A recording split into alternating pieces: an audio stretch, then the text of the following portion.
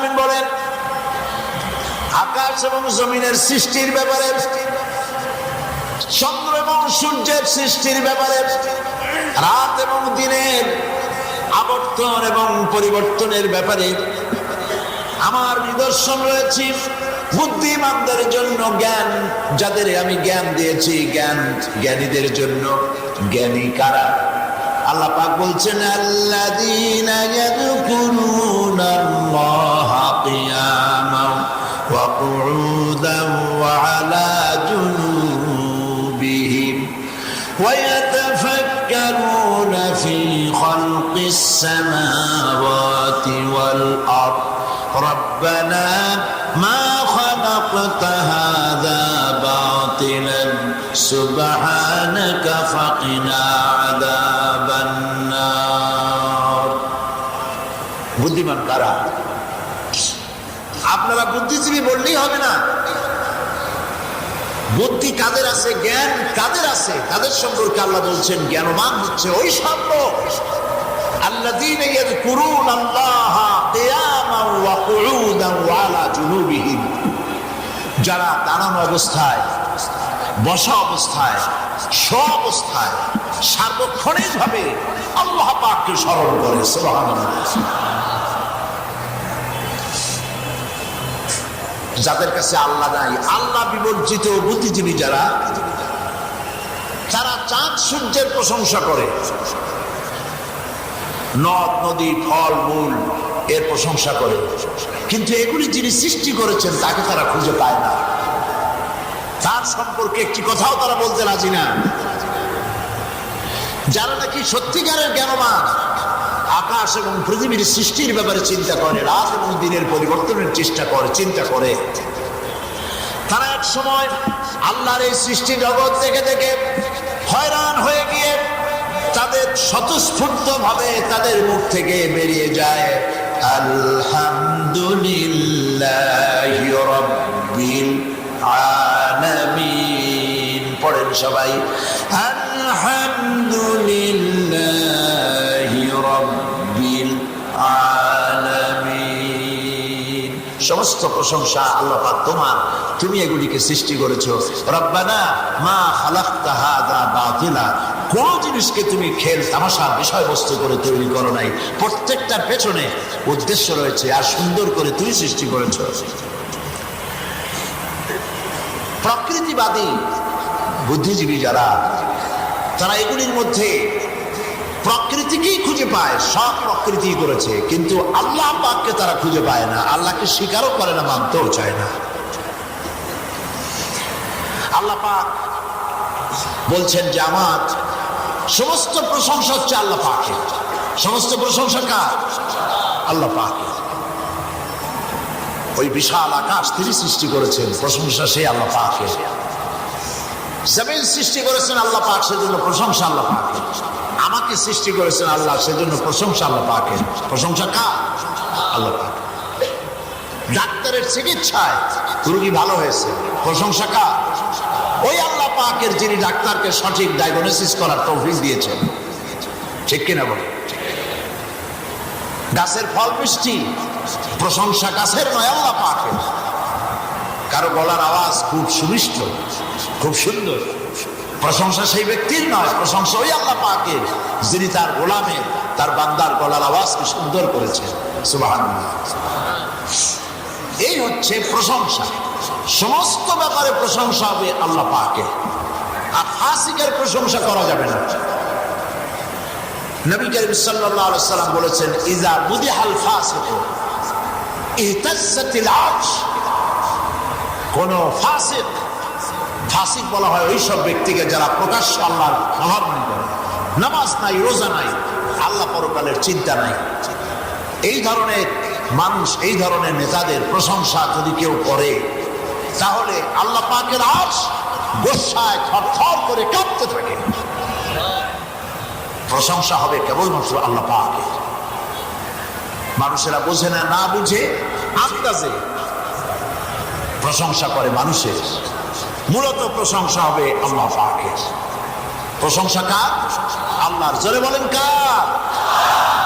আলহামদুলিল্লাহ। অন্য সব নাম বাদ দিয়ে এখানে ইসমে জাত আনা হয়েছে লিল আল্লাহ। আল্লাহ পাকের অনেক নাম আছে, তার মধ্যে ইসমে জাত হচ্ছে কোনটা বলুন? সবাই বলেন আল্লাহ। বলেন না আল্লাহ। চিনতে কোনো কষ্ট হবে না। পৃথিবীতে যে কোনো জাতি তার স্রষ্টাকে ডাকে বিভিন্ন নামে।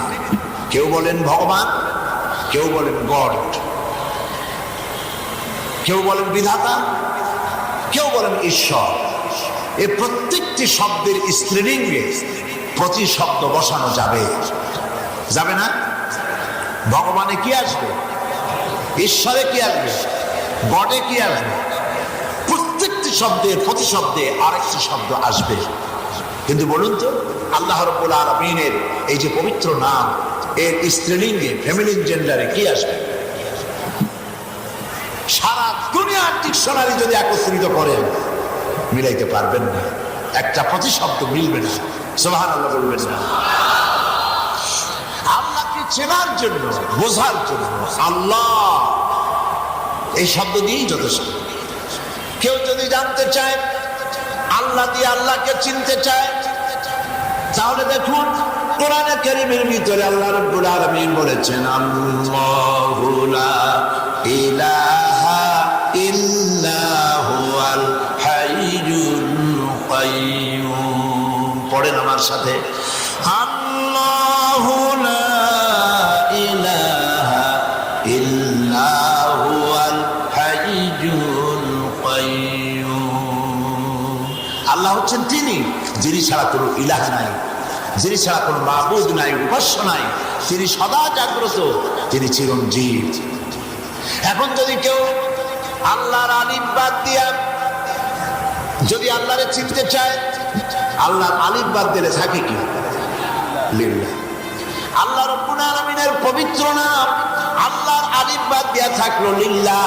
লিল্লাহ দিয়েও আল্লাহরে চিনতে কোনো কষ্ট হবে না। কেউ যদি লিল্লাহ দিয়ে আল্লাহরে চিনতে চায়, তাহলে দেখুন কোরআন বলছে লিল্লাহি মা ফিস সামাওয়াতি ওয়া মা ফিল আরদ।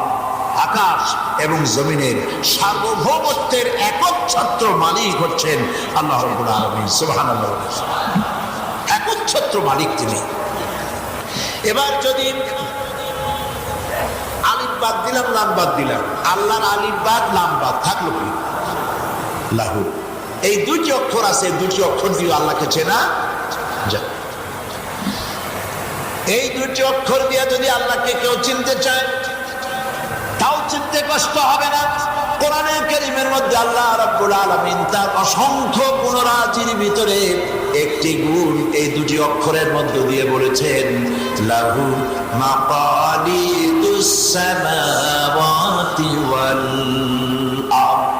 আসমান এবং জমিনের রিজকের চাবিকাঠি আল্লাহর হাতে। এবার আরো একটা নাম বাদ দেন, থাকবে কি? কি থাকবে? একটি অক্ষর দিয়ে আল্লাহ পাককে চিনতেও কষ্ট হবে না। আল্লাহ পাক বলেন ইন্নাহু হুয়াল গফুরুর রহিম। তিনি হচ্ছেন আল্লাহ যিনি পরম ক্ষমাশীল, দয়াবান। সুবহানাল্লাহ। সুতরাং প্রশংসা যদি করতে হয়, আমাদের দেশে বহু মুসলমান নেতা নেত্রী আছে, বক্তৃতা করতে দাঁড়ানো, বক্তৃতা করতে দাঁড়াই আমি স্মরণ করি 1000 বছরের অমুক আর তমুক, বলে না? নাউজুবিল্লাহ বলে। এগুলো কপাল পোড়া, এগুলো কি পোড়া? কপাল। তুমি মুসলমান, তুমি প্রথম দাঁড়িয়ে বলবে বিসমিল্লাহির রহমানির রহিম। শুরুতেই বলবে নাহমাদুহু ওয়া নুসাল্লি আলা রাসূলিহিল কারীম। এটাই সুন্নাত। এটা কি সুন্নাত? প্রথমে বিসমিল্লাহ বলা সুন্নাত না। নবী করিম সাল্লাল্লাহু আলাইহি সাল্লাম বক্তৃতা যখন করতেন তখন নাহমাদুহু ওয়া নুসাল্লি আলা রাসূলিহিল কারীম, নাহমাদ, আল্লাহর হামদ করতেন, আল্লাহর প্রশংসা করতেন। আর এরপরে যে কোনো বৈধ কাজ মুসলমানদের শুরু করতে হবে কি দিয়া? বলেন না, কি দিয়া? যে কোনো বৈধ কাজ শুরু করবেন কি দিয়া? বিসমিল্লাহ। অবৈধ কাজ বিসমিল্লাহ দিয়ে করা যাবে না। কেউ যদি মদ পান করে বিসমিল্লাহির রহমানির রহিম কইয়া, তাহলে কি হবে কত দেখি? কি হবে জানেন? না খালি গুনাহ হবে না, মারাত্মক ব্যাপার হয়ে যাবে। মদ পান করা হারাম। মদ পান করা কি হারাম? হারাম জিনিস। জুয়া খেলা হারাম, মদ পান করা হারাম, জেনা করা হারাম। এইসব জিনিসগুলি যদি কেউ বিসমিল্লাহ বলে শুরু করে, কাফের হয়ে যাবে।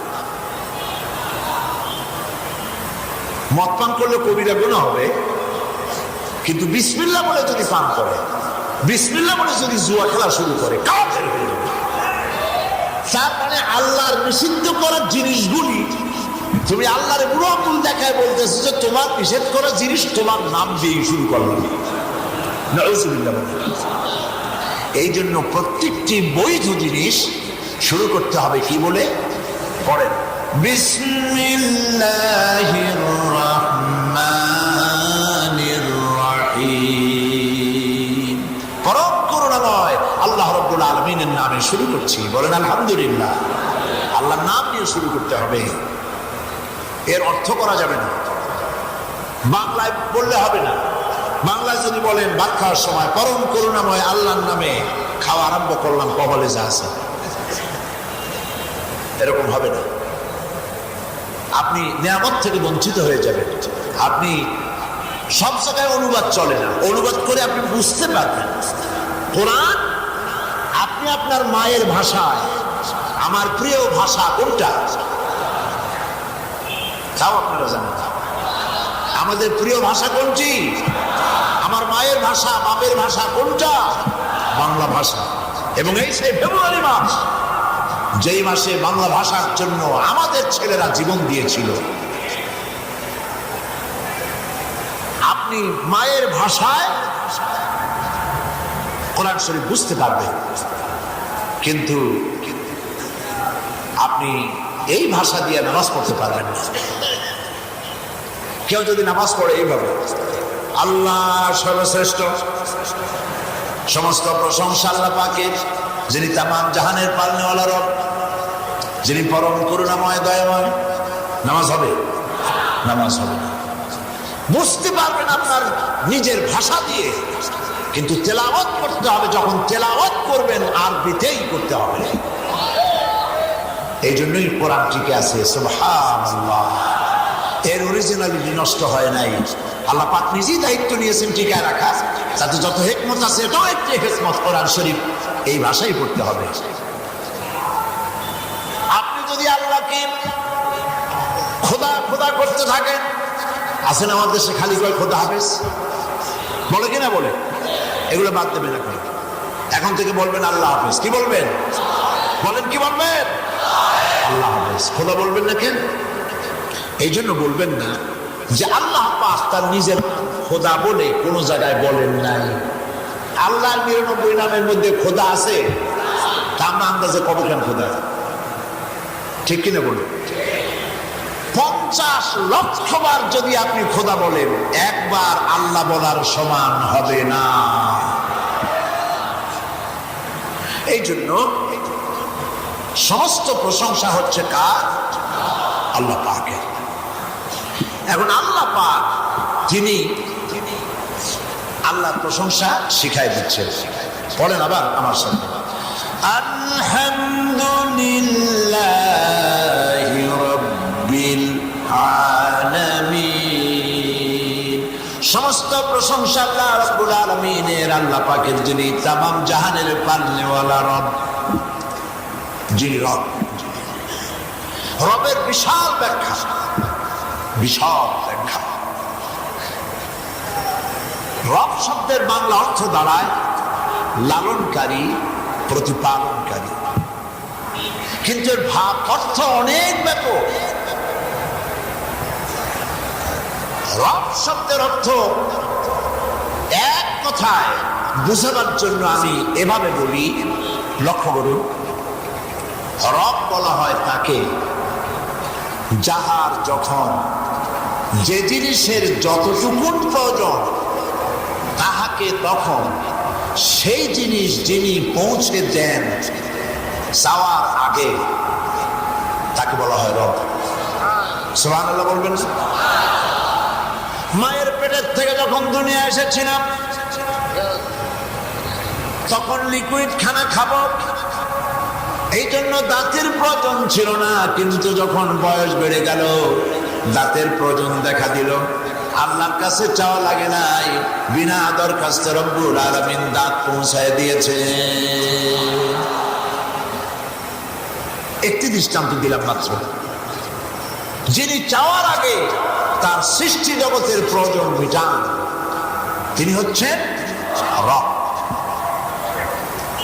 এখন তিনি হচ্ছেন প্রতিপালনকারী, সৃষ্টিও করেন প্রতিপালনও করেন। শুধু সৃষ্টিই করেন, প্রতিপালন করেন। কিভাবে প্রতিপালন করেন দেখুন, মানুষের জীবন থেকে শুরু করে সর্বত্র দেখুন, এগুলো নিয়ে যত অ্যানালাইসিস করবেন ততই আপনার চিন্তার দিগন্ত উন্মোচিত হয়ে যাবে, চিন্তার দিগন্ত প্রসারিত হয়ে যাবে। আল্লাহর নবী বলেছেন, কেউ যদি আল্লাহ রাব্বুল আলামিনের সৃষ্টি নৈপুণ্যতা সম্পর্কে একটি ঘন্টা যদি গবেষণা করে, চিন্তা করে, আল্লাহ রাব্বুল আলামিন তার আমলনামায় 60 বছরের নফল ইবাদতের সওয়াব লিখে দিবে। একটা ঘন্টা যদি আল্লাহর সৃষ্টি নৈপুণ্যতা সম্পর্কে চিন্তা করো, কিভাবে আল্লাহ রাব্বুল আলামিন তোমাকে সৃষ্টি করেছেন, তোমার সৃষ্টির দিকে তাকাও। আল্লাহ রাব্বুল আলামিন বলেন, লক্ষ্য করো, ইন্না খালাকনাকুম মিন তুরাবিন সুম্মা মিন নুতফাতিন সুম্মা মিন আলাকাতিন সুম্মা মিন মুদগা। নাপাক এক ফোঁটা পানি দিয়ে আল্লাহ পাক তোমাকে মাতৃগর্ভের ভিতরে জমাট রক্তে পরিণত করেছেন। সেই জমাট রক্তকে গোশতপিণ্ড বানায়া মায়ের পেটের ভিতরে এই গোশতগুলি হাড্ডি বানায়া স্ট্রাকচার তৈরি করে তার উপরে গোশত চামড়া দিয়ে আল্লাহ পাক বলেন, ফাকাসাউনাল ইযামা লাহমা। সুন্দর করে চামড়া দিয়ে, গোশত দিয়ে শরীরটাকে সুগঠিত করেছে, আমি বানাইছি। শুধু সৃষ্টি করি নাই, মায়ের পেটে বসে তোমার খাবারের প্রয়োজন হয়েছে। পৃথিবীর কোন ডাক্তার মায়ের পেটের মধ্যে খাবার পৌঁছাইতে পারে নাই, ঠিক কিনা বলেন? পারবে খাবার পৌঁছাইতে? পারবে না।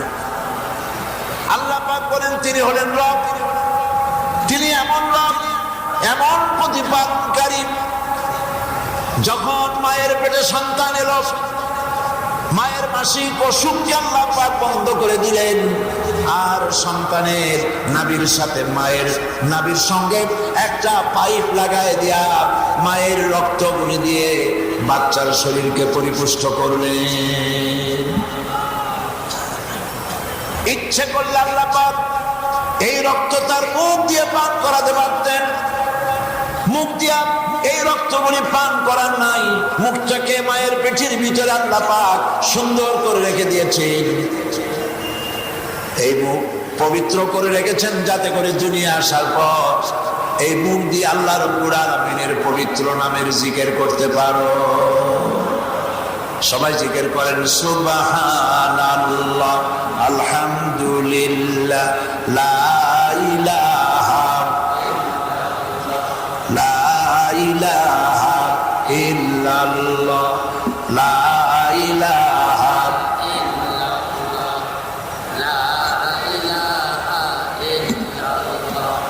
লা ইলাহা লা ইলাহা ইল্লাল্লাহ মুহাম্মাদুর রাসূলুল্লাহ।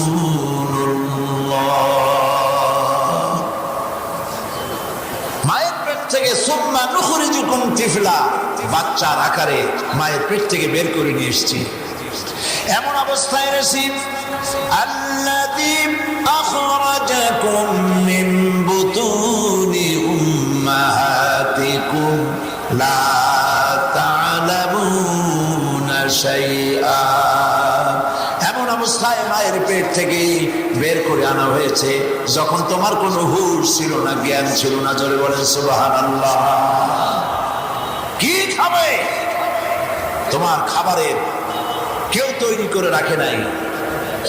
আল্লাহ রাব্বুল আলামিন মায়ের বুকের ভিতরে তোমার খাবারকে রিজার্ভ করে রেখে দিয়েছিলেন। এমন সুন্দর খাবার রেখেছেন মায়ের বুকের ভিতরে, যার মধ্যে ভিটামিন আছে, আয়রন আছে, ক্যালসিয়াম আছে, রোগের প্রতিষেধক আছে। সব আল্লাহ মায়ের বুকের মধ্যে দুধের ব্যবস্থা করে তোমাকে বাঁচাবার ব্যবস্থা করেছে।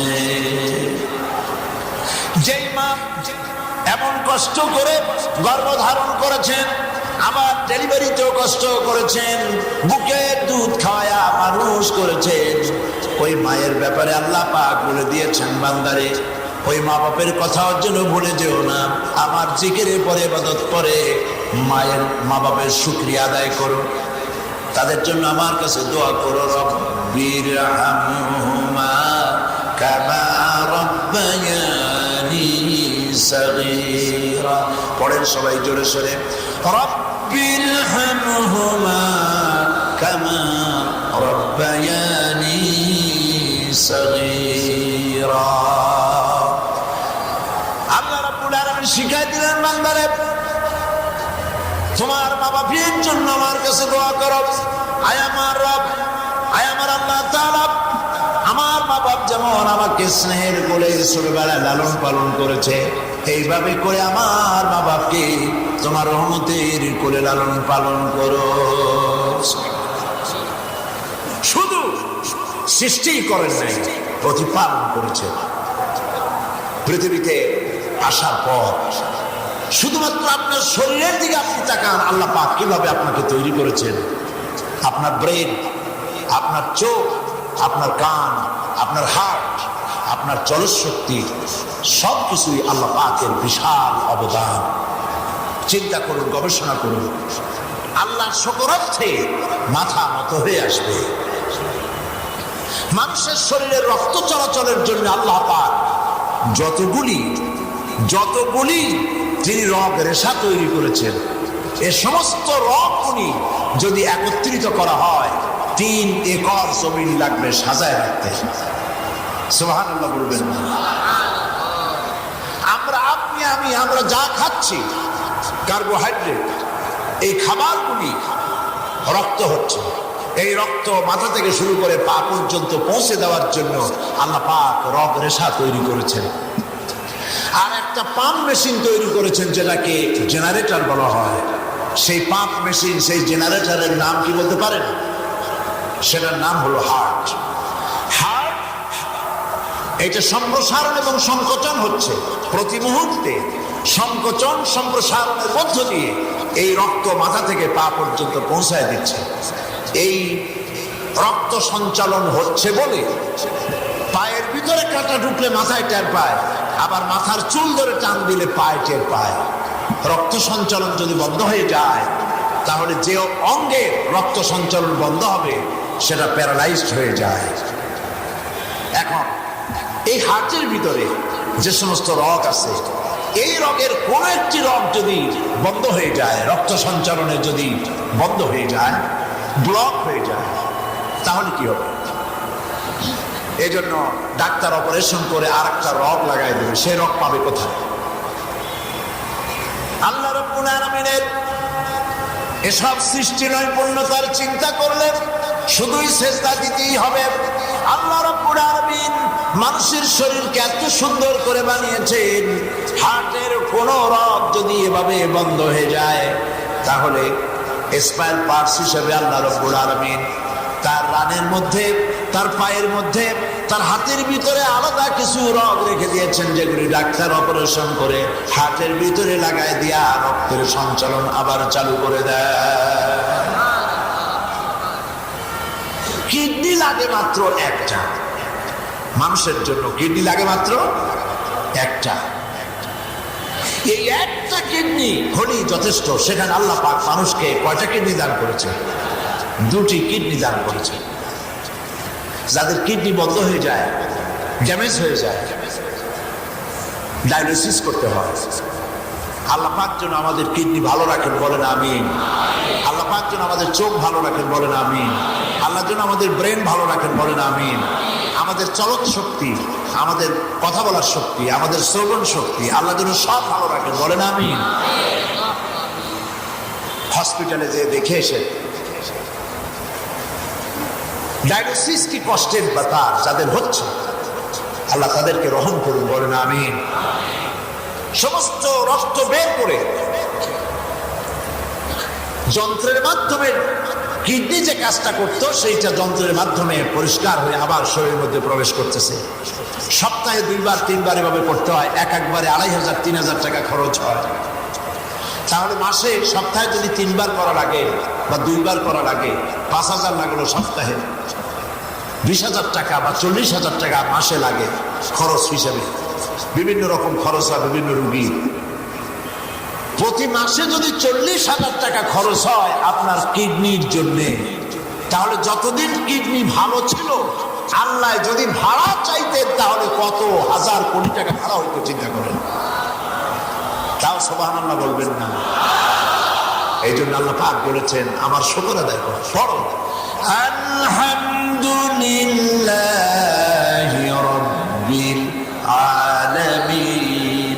জোরে সরে পড়েন আলহামদুলিল্লাহি রাব্বিল আলামিন। সমস্ত প্রশংসা আল্লাহ পাকের, যিনি সুন্দর করে এভাবে তৈরি করেছেন, প্রয়োজন বুঝিয়েছেন। চোখের ভিতরে 2টি চোখ এমন জায়গায় সেট করেছেন আল্লাহ পাক, উপরে এবং নিচে হাড্ডি দিয়েছেন। দেওয়ালের সাথে আসার লাগলে, পড়ে গেলে হাত দিয়ে আঘাত প্রাপ্ত হবে, চোখ দুটো বেঁচে যাবে। সরাসরি চোখে না লাগলে চোখ বেঁচে যাবে। চোখের মধ্যে আল্লাহ পিসি দান করেছেন, প্রতি মুহূর্তে চোখ পলক দিতেছে। চোখে যে পলক দেয় এটা কি আপনি ইচ্ছে করে দেন না অটোমেটিক হয়? বলেন, অটোমেটিক হয়।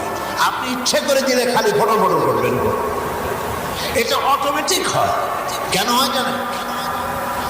অনবরত এই পৃথিবীর বালু কণা, ধুলি কণা, পলিউশন শহরের ভিতরে, নগরের ভিতরে উড়ে বেড়াচ্ছে, রোগজাত উড়ে বেড়াতেছে, চোখের ভিতরে প্রবেশ করতেছে।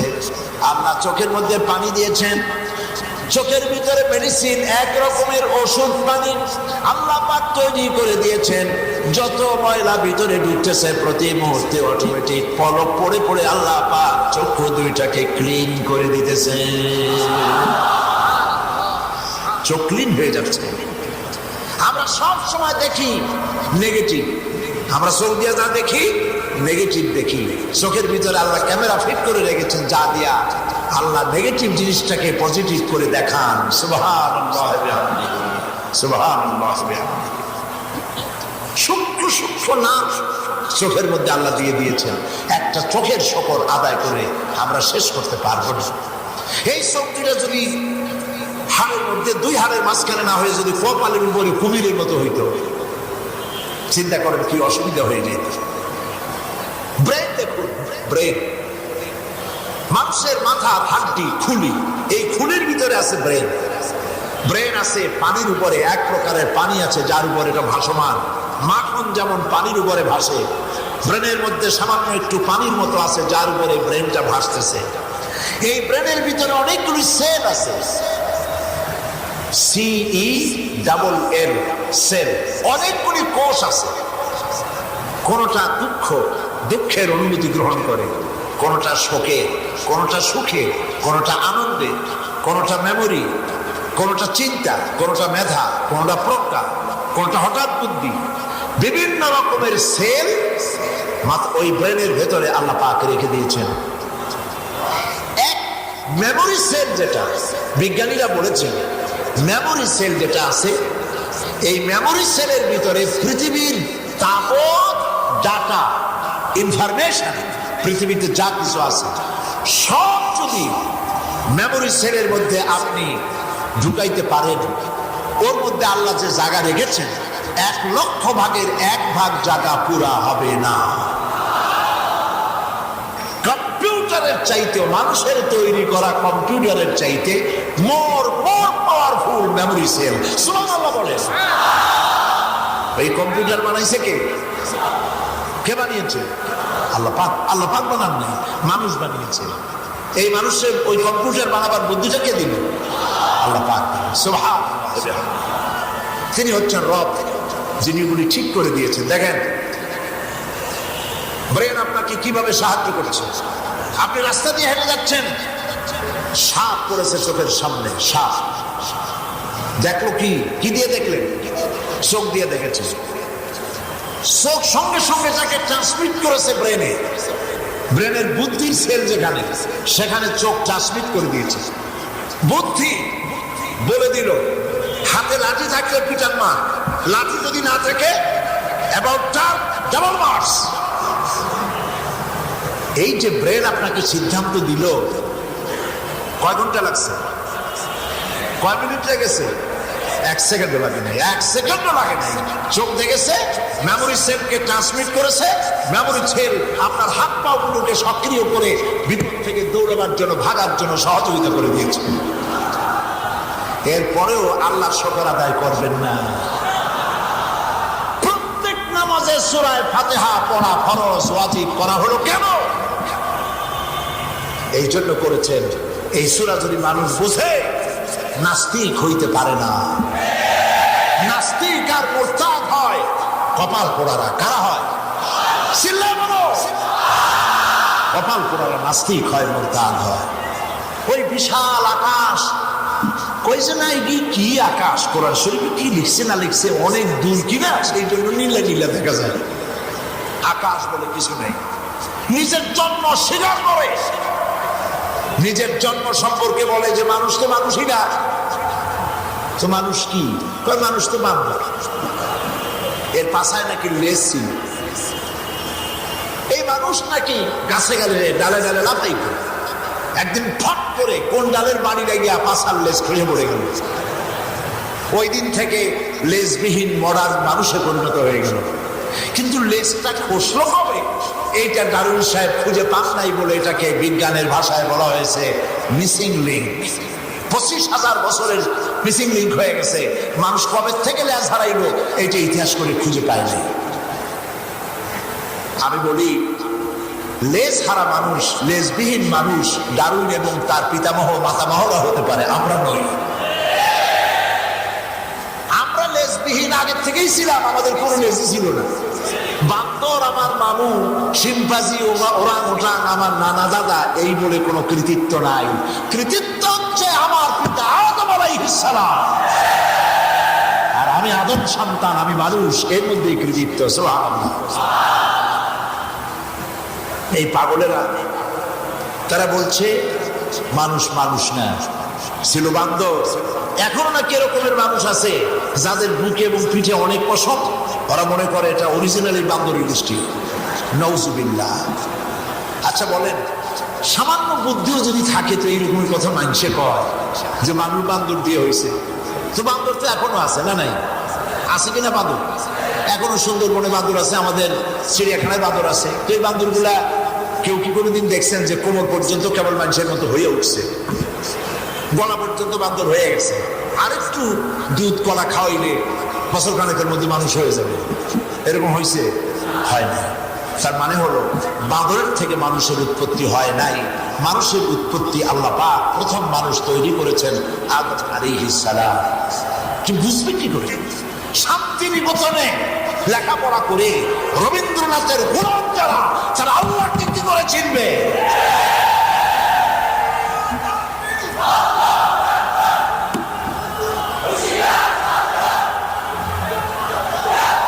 আল্লাহ রাব্বুল আলামিনকে জানতে হলে কোরআনের কাছে আসতে হবে। কিসের কাছে আসতে হবে?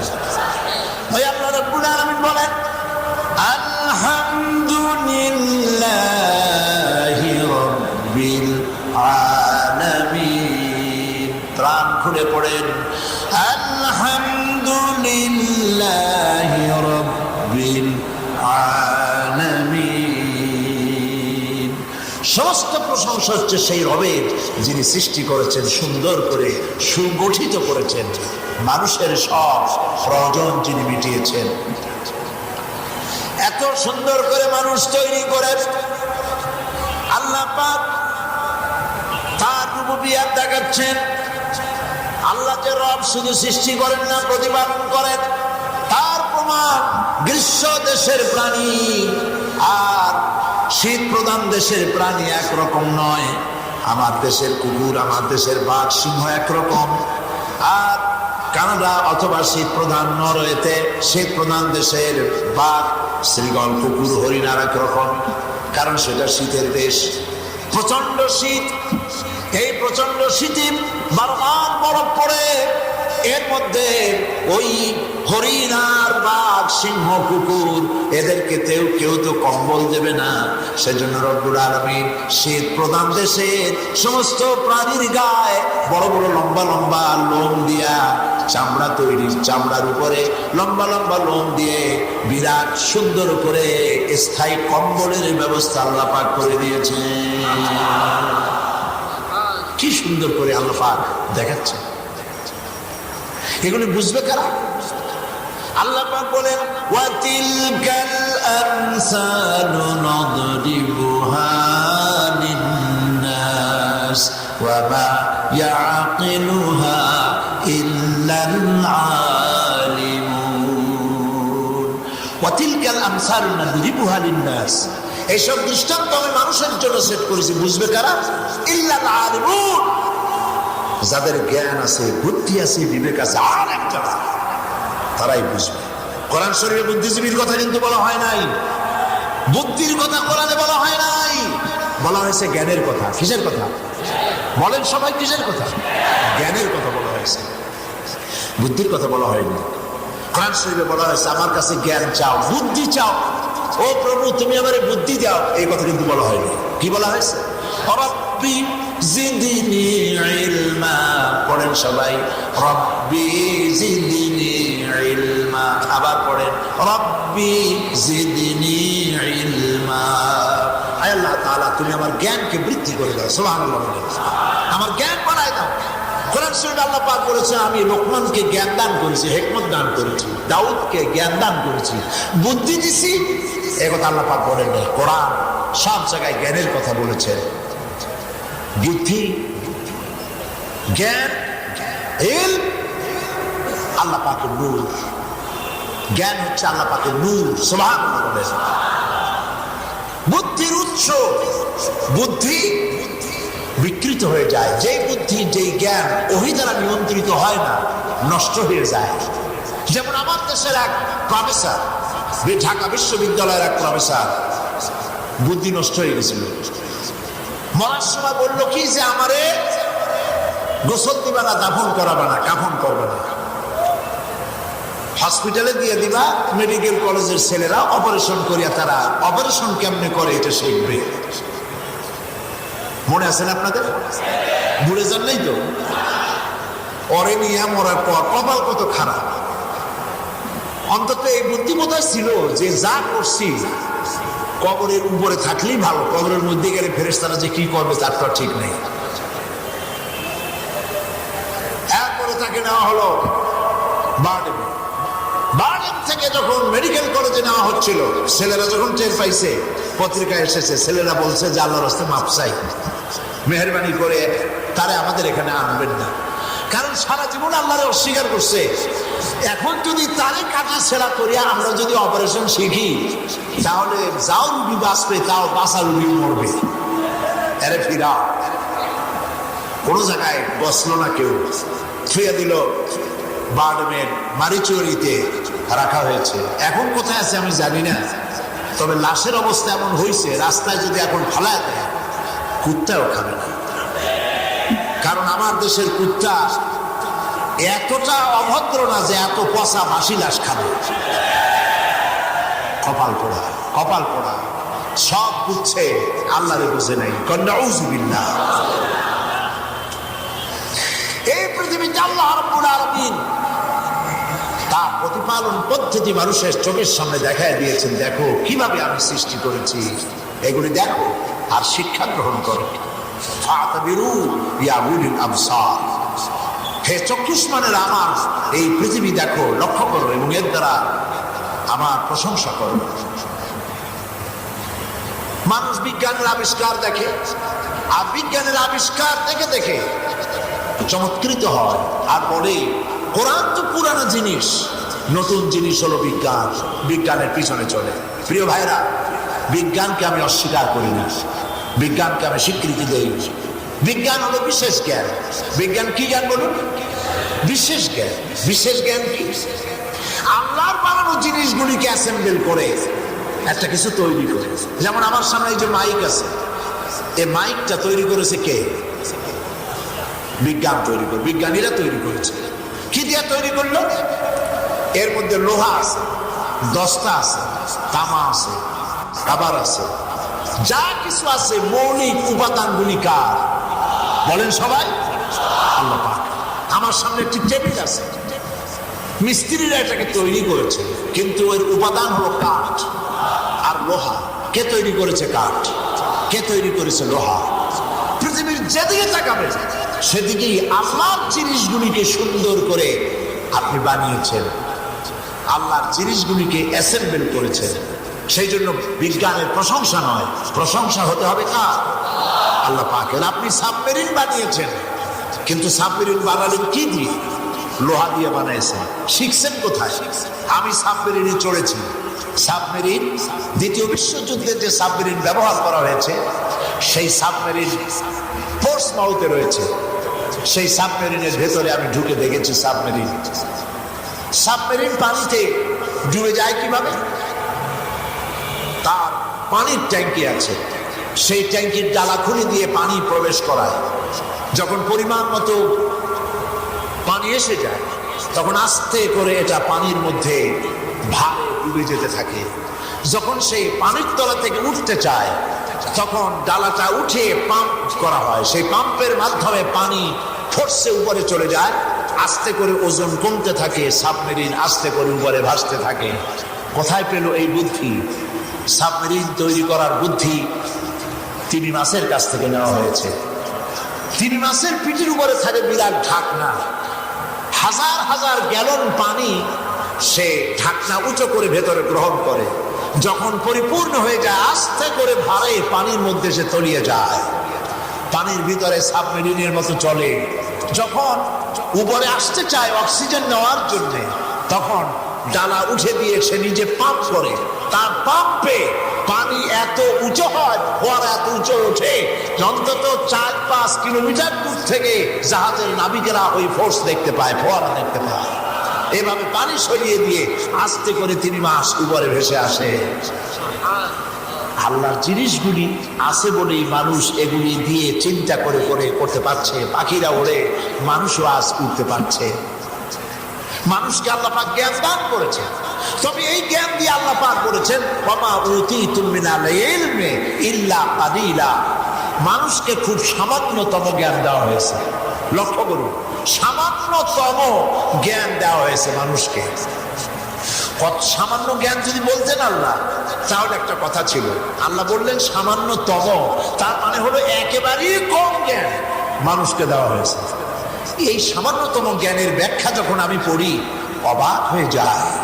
আজ থেকে কয়েক বছর আগে মঙ্গল গ্রহে সোজারনার পাঠানো হলো আমেরিকা থেকে।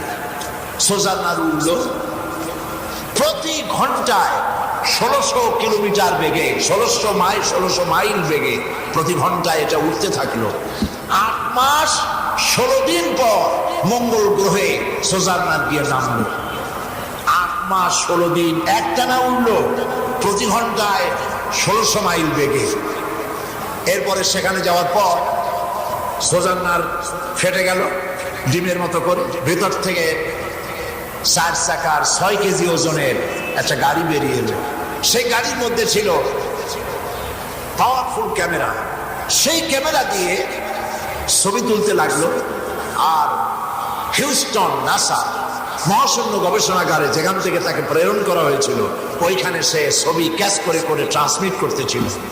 এখানে বিজ্ঞানীরা বসে বসে পৃথিবী থেকে 49 কোটি মাইল দূরে, 49 কোটি কিলোমিটার দূরে অবস্থিত মঙ্গল গ্রহে সোজান্নার কিভাবে চলছে সেটা দেখতে পাচ্ছে, মনিটরিং করছে। দেখতে পেল যেটা চলতে গিয়ে পাথরের ধাক্কা লেগে পড়ে গিয়েছে কাত হয়ে, আর ছবি তুলতে পারছে না। 49 কোটি কিলোমিটার নিচের থেকে বৈজ্ঞানিকেরা তারা মনিটরিং করে এটাকে সহজ করে দিল, তার চলার পথকে আবার সোজা হয়েছে চলতে পারলো। আল্লাহ পাক বলছেন ওমা উতিতুম মিনাল ইলমি ইল্লা কালিলা, মানুষকে খুব সামান্যতম জ্ঞান দান করা হয়েছে। চিন্তা করুন, এই যদি হয় সামান্যতম জ্ঞান, তাহলে আল্লাহর জ্ঞান কত বিশাল। মানুষ কদ্দূর গেছে, মানুষ সবেমাত্র চাঁদে গেছে, মঙ্গল গ্রহে এখনো মানুষ যায় নাই। মানুষেরা মনে করে সব পায়ে গেছি, কয় যে আপনাদের কোরআন শরীফে আছে কি? বিজ্ঞানী সব কিছু, আমরা চাঁদে গেছি। আপনি যে মোহাম্মদ সাল্লাল্লাহু আলাইহি সাল্লামের কথা এত বলেন, তিনি কি চাঁদে গেছেন? তিনি কি চাঁদে যেতে পারছেন? বেকুলরা বুঝে না, চাঁদ হলো সব থেকে নিকটতম গ্রহ, নিকটতম উপগ্রহ। চাঁদ পৃথিবী থেকে মাত্র 3,32,000 মাইল দূরে, আর সূর্য হলো 9,30,00,000 মাইল দূরে। এখানেই শেষ নয়, এরপরে রয়েছে বিশাল বিশাল তারকাপুঞ্জ, গ্যালাক্সি, মিল্কি ওয়ে। এক একটা তারকা এত বিশাল, যাকে বিজ্ঞানীরা নাম দিয়েছে ঘোস্ট স্টার, দৈত্য তারকা। এত বড় বড় তারকা, বিজ্ঞানীরা অবাক হয়ে বলেছেন যেই সূর্য পৃথিবীর চাইতে 13 লক্ষ গুণ বড়, এইরকম 2 থেকে 3 কোটি সূর্য একসঙ্গে খায়া হজম করতে পারে এমন হাজার হাজার তারকা আল্লাহ পাক তৈরি করে রেখেছে। কোথায় আছে? কোথায় আছে? পৃথিবীতে ছোট্ট একটু জায়গায় বাস করে মানুষকে সব বুঝছি, আল্লাহ নাই, নাউযুবিল্লাহি মিন যালিক। এই তারকাগুলি বিজ্ঞানীরা মনে করেছিলেন সব থেকে বড় তারকা, না। এরপরে আবিষ্কার হলো এই তারকাগুলি বড় নয়, এর থেকে আরো বড় জিনিস আছে, সেটা হলো ব্ল্যাক হোল। তাও একটা না, অসংখ্য ব্ল্যাক হোল মহাশূন্যে রয়েছে, অন্ধকার কূপ।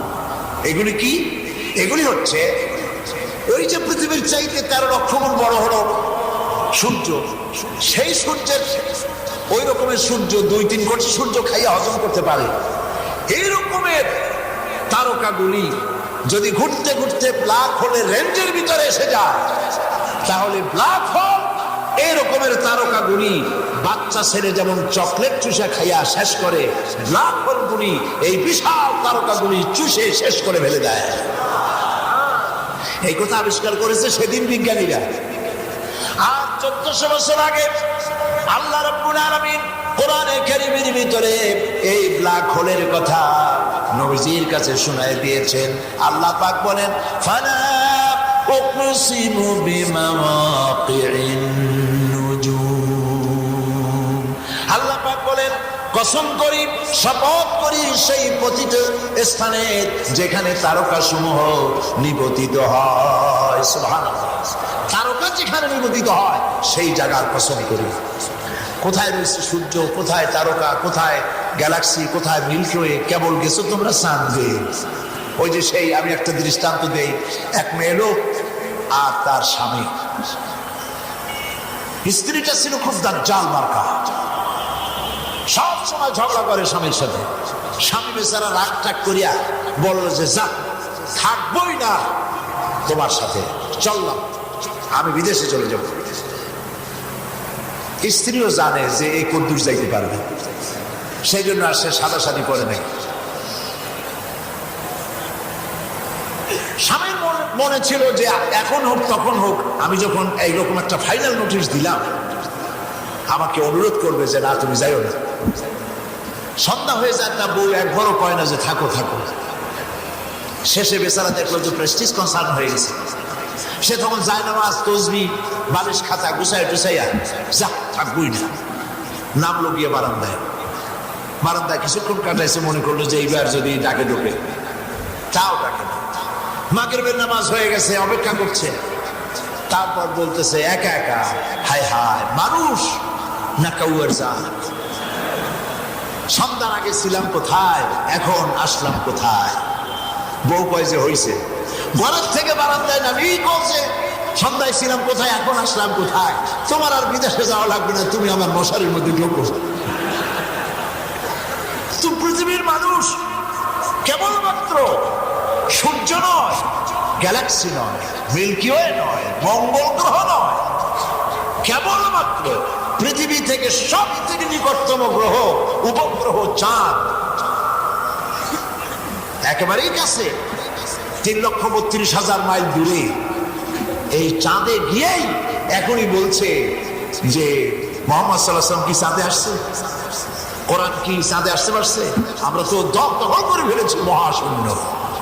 পাগলেরা, নির্বোধেরা, আহমকেরা, তারা বুঝতে পারে নাই মুহাম্মদ সাল্লাল্লাহু আলাইহি ওয়াসাল্লাম 3,32,000 মাইল দূরের চাঁদ নয়, 9,30,00,000 মাইলের দূরের সূর্য নয়, সহস্র সহস্র বিলিয়ন কোটি মাইলের দূরের তারকা নয়।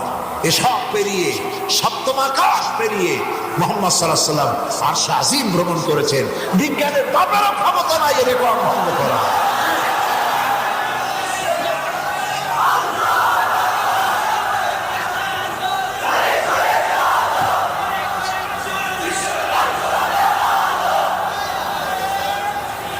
আল্লাহ পাক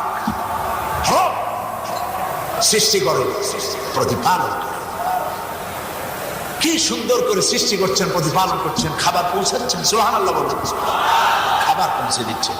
ডিম, মুরগির ডিম, মুরগির ডিম 18-19 দিন পর বাচ্চা আসবে, ঠিক না? খাবে কি? ওর মধ্যে কুসুম যেটা হয়, কুসুমের মধ্যে বাচ্চা হয়, বাচ্চায় খাবে কি? মুরগির মা, মুরগির বাবা, মোরগ সাহেব এই ডিমের মধ্যে কিছু বাচ্চারে খাওয়াইতে পারবে? দেখেন রব কারে বলে। মুরগির ডিমের ভিতরে, প্রত্যেকটা ডিমের ভিতরে কুসুম থাকে, আর একটা সাদা অংশ থাকে। কুসুম দিয়ে বাচ্চা হয়, বাচ্চা হলে প্রাণ আসে। সে খাবে কি? এই জন্য আল্লাহ রাব্বুল আলামিন ডিমের বাইরে, কুসুমের বাইরে যে সাদা অংশ রেখেছেন, এটা হলো তার প্রোটিন, তার খাবার। মুরগির বাচ্চা, পাখির বাচ্চা ডিমের ভিতরের সাদা অংশ খেতে খেতে যেদিন তার খাওয়া শেষ হয়ে যায়, শরীরও পরিপূর্ণতা হয়ে যায়, সেদিন ঠোঁটের আঘাত দিয়া বাইরের পর্দা ফেটে বেরিয়ে আসে। কে করেছে এই খাবারের ব্যবস্থা? কে করেছে? আল্লাহ রাব্বুল আলামিন। সুবহানাল্লাহ। তিনি হচ্ছেন রব, রব্বুল আলামিন। সাইবেরিয়ান দ্বীপপুঞ্জ থেকে শীতের সময় অতিথি পাখিরা আছে আমার দেশে, সুনামগঞ্জে। আরো কোথায় কোথায় আসে আমি জানি না। সুনামগঞ্জ কোথায়? সিলেটের সুনামগঞ্জে আছে কোটি কোটি, লাখ লাখ কোটি কোটি পাখি। এই পাখিগুলির কাছে কোনো কম্পাস নাই, কোনো মানচিত্র নাই। স্টিমারগুলি সমুদ্র দিয়ে চলে কম্পাস দিয়ে, রাডার দিয়ে আর মানচিত্র দিয়ে। মানচিত্র দেখে, কম্পাস দেখে দিক নির্ণয় করে চলে। সাইবেরিয়ান দ্বীপপুঞ্জে যখন শীত আসে, শীত আসার আগেই, শীতকালে কয় তা তো আমরা বুঝি না। আল্লাহ, বাংলাদেশ আল্লাহর এক রহমত, আলহামদুলিল্লাহ। এখানে শীত গ্রীষ্ম কম, শীতকালে কয় তা বুঝবেন না আপনারা শীত কাহাকে বলে এবং কত প্রকার। থুতু ফেললে বরফ হয়ে যায়, পেশাব করলে বরফ হয়ে যায়, এরকম ঠান্ডা। -40 ডিগ্রি, -50 ডিগ্রি, কি অবস্থা! এই প্রচন্ড ঠান্ডার মধ্যে পাখি মারা যাবে। কে বুদ্ধি দিল পাখিরে? সাইবেরিয়ান দ্বীপপুঞ্জ থেকে, মহাকাশের উপর থেকে উড়ে উড়ে, পাহাড়ের উপর থেকে উড়লো, সমুদ্রের উপর থেকে উড়লো, নদীর উপর থেকে উড়লো, মরুভূমির উপর থেকে উড়লো, হাজার হাজার মাইল দরিয়া, নদী, সাগর, মরুভূমি পাড়ি দিয়া জায়গা মতো সুনামগঞ্জে পৌঁছায় দিলেন কে? কে দিলে? মাঝখানে কেউ তাদেরকে বলে নাই এই পথে যাও সে পথে যাও, মানচিত্র নাই, কম্পাস নাই, ঠিক মতো পৌঁছে গেল। আবার যখন শীত কমে গেল আবার তাদের আবাসস্থলে আবার তারা ফিরে গেল। ঠিক কিনা? ঠিক কিনা? এই জন্য আল্লাহ রাব্বুল আলামিন মানুষকে জ্ঞান দান করেছেন বোঝার জন্য, চিন্তা করার জন্য। তাই আল্লাহ পাক বলেছেন আল্লাযীনা ইয়াযকুরুনাল্লাহা কিয়ামান ওয়া কুউদান ওয়া আলা জুনুবিহিম ওয়া ইয়াতাফাক্কারুনা ফি খালকিস সামাওয়াতি ওয়াল আরদ। দাঁড়ানো অবস্থায়, বসা অবস্থায় আর শোয়া অবস্থায় যারা আমার স্মরণ করে তারা বলে রব্বানা মা খালাকতা হাযা বাতিলা সুবহানাকা ফাকিনা আযাবান নার। যারা নাকি জ্ঞানবান, বুদ্ধিমান, তারা কি করে? দাঁড়ানো অবস্থায়, বসা অবস্থায়, শোয়া অবস্থায় তারা আমার জিকির করে, আমার স্মরণ করে আর বলে রব্বানা মা খালাকতা হাযা বাতিলা, কোনোটাই নিরর্থক করে তৈরি করো নাই, সবটাই তুমি আমাদের কল্যাণের জন্য তৈরি করেছ। এই দেখুন বাতাস, কোনটা শুকরিয়া আদায় করবেন? আল্লাহ যে রব, এটা বোঝার জন্যই, তার শুকর আদায় করার জন্যই নামাজে সূরা ফাতিহাকে পড়া ওয়াজিব করা হয়েছে, ফরজ করা হয়েছে। বাতাস, বাতাস থেকে আমরা অক্সিজেন গ্রহণ করি আর এই অক্সিজেনকে কার্বন ডাই অক্সাইড করে ছেড়ে দেয়। ঠিক কিনা বলুন? ঠিক কিনা? প্রতি মুহূর্তে আল্লাহর সৃষ্টি জগতের কোটি কোটি প্রাণী তারা নাকের থেকে, মুখের থেকে আল্লাহর বাতাসগুলিকে, বাতাসের ভিতর থেকে অক্সিজেন টেনে নিয়ে কার্বন ডাই অক্সাইড করে ছেড়ে দেয়। এগুলিকে পরিষ্কার করা, পরিচ্ছন্ন করার, ক্লিন করা কোনো মেশিন পৃথিবীতে নাই। আল্লাহ যদি পরিষ্কার না করতেন সমস্ত প্রাণী মারা যেত। আপনার আমার, আপনি আমি বাতাস থেকে অক্সিজেন নিলাম, এটা ছেড়ে দিলাম, আর এই অক্সিজেন, এই খাদ্য হলো সমস্ত গাছের যত সবুজ রং, ঘাস, পাতা, লতা, এগুলি খেলো, এগুলি তারা খায় আর এগুলি আবার তারা অক্সিজেন করে বের করে দেয়। এ দিয়ে মানুষের পৃথিবীতে প্রাণীকুল আল্লাহ পাক বাঁচায় রাখেন। সুবহানাল্লাহ। আল্লাহ পাক এভাবে করে বাতাসের বিরাট স্তর মাথার উপরে ছড়ায় রেখেছে। এরপরে মানুষ পৃথিবীতে খাবে, খাবারের জন্য আল্লাহ পাক ব্যবস্থা করেছেন। সুবহানাল্লাহ। খাবারের জন্য পানি একটা বিরাট ব্যাপার। পানি হলো জীবন। পানির নাম কি বলেন? পানির নাম কি? সেই পানি যদি ঢাকা শহরে 10 ফিট উঁচু হয়ে আসে, নাম হবে কি? মরণ। এক মুহূর্তে যার নাম থাকে জীবন, এক মুহূর্তে পরে সেটা এক জীবন, পর মুহূর্তে সেটা হয়ে যায় মরণ, যদি সেটা ঠিক মতো, পরিমাণ মতো না হয়। এই পানি আল্লাহ রাব্বুল আলামিন পানি সৃষ্টি করেছেন। জমিনের ফসল আপনি ফলাবেন, কিভাবে ফলাবেন? আল্লাহ পাক বলেন আল্লাহুল্লাযী আরসালার রিয়াহা ফাতুসিরু সাহাবা ফাসুকনাহু ইলা বালাদিন মাইয়িতিন ফাআহইয়ানা বিহিল আরদা বা'দা মাউতিহা কাযালিকান নুশুর। আল্লাহ পাক বলেন আমি সমুদ্রের পানিগুলিকে বাষ্পীয় আকারে উত্থিত করে মেঘমালায় পরিণত করে দেয়, আর এই মেঘমালা থেকেই কণা কণা বৃষ্টি হয়ে জমিনের উপরে নাজিল হয়ে মরা জমিন জিন্দা হয়ে যায়, ফসল ধারণের জন্য উপযুক্ত হয়ে যায়। এবার আপনারা বলেন সমুদ্রের পানি মিষ্টি না লোনা? লোনা না মিষ্টি? বলেন লোনা। সমুদ্রের পানিগুলিকে বাষ্পীয় আকারে উত্থিত করে মেঘমালায় পরিণত করে দেয়, আর এই মেঘমালা থেকেই কণা কণা বৃষ্টি হয়ে জমিনের উপরে নাজিল হয়ে মরা জমিন জিন্দা হয়ে যায়, ফসল ধারণের জন্য উপযুক্ত হয়ে যায়। এবার আপনারা বলেন সমুদ্রের পানি মিষ্টি না লোনা? লোনা না মিষ্টি? বলেন লোনা। আকাশ থেকে যে পানি নাজিল হয় সেটা কি নোনা না মিষ্টি? আল্লাহ পাক এখানে বলেন লাউ নাশাউ জাআলনাহু উজাজান ফালাউলা তাশকুরুন। হে বান্দা, ইচ্ছে করলে আকাশ থেকে আমি নোনা পানি নাজিল করে দিতে পারতাম। নোনা পানি না দিয়ে নোনা পানি উঠায়া তার লবণাক্তকে দূর করে দিয়ে পানিকে মিষ্টি করে নাজিল করে দিলাম। ফালাউলা তাশকুরুন, কেন আল্লাহ পাকের শুকর আদায় করো না? আল্লাহ পাক এর শুকর হিসাবে বান্দার কাছ থেকে চান, বান্দা বলো আলহামদুলিল্লাহি রাব্বিল আলামিন। পড়েন সবাই আলহামদুলিল্লাহি রাব্বিল আলামিন। জমিন, মরা জমিন জিন্দা হয়ে গেল, ধানের বীজ বপন করা হলো, গমের বীজ বপন করা হলো।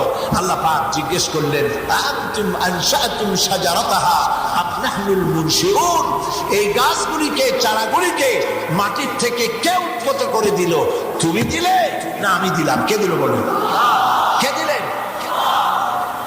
আফরাআইতুমুল মাআল্লাযী তাশরাবুন আআনতুম আনজালতুমূহু মিনাল মুজনি আম নাহনুল মুনজিলুন। এই যে তোমরা পানি পান করো, এই আকাশ থেকে যে পানি নাজিল হয়, এই যে পানি তোমরা পান করো, এই পানি কে নাজিল করলো? তুমি করছো না আমি করছি? আল্লাহ প্রশ্ন করছেন, জবাব দেন কে করেছেন? জবাব দেন কে করেছেন? আল্লাহ পাক বলছেন আমি এই পানিগুলিকে মিষ্টি করে তোমার জন্য অবতীর্ণ করলাম। এখন তুমি বলতে পারো, মানুষ বলতে পারে আল্লাহ যদি পানি না যায় তো আমাদের অসুবিধা কি? আমরা টিউবওয়েল দিয়ে পানি মাটির তলা দিয়ে উঠে নেব, বৃষ্টির পানি না হলে কি হবে? মানুষ বলতে পারে না এমন কথা? পারে। এমন কথা যদি মানুষ বলে যে পানি যদি আল্লাহ বৃষ্টি দিয়ে না দেন কোনো অসুবিধা নাই, আমরা মাটির তলা থেকে পানি উঠায় নেব, সাগরের থেকে পানি তুলে নেব।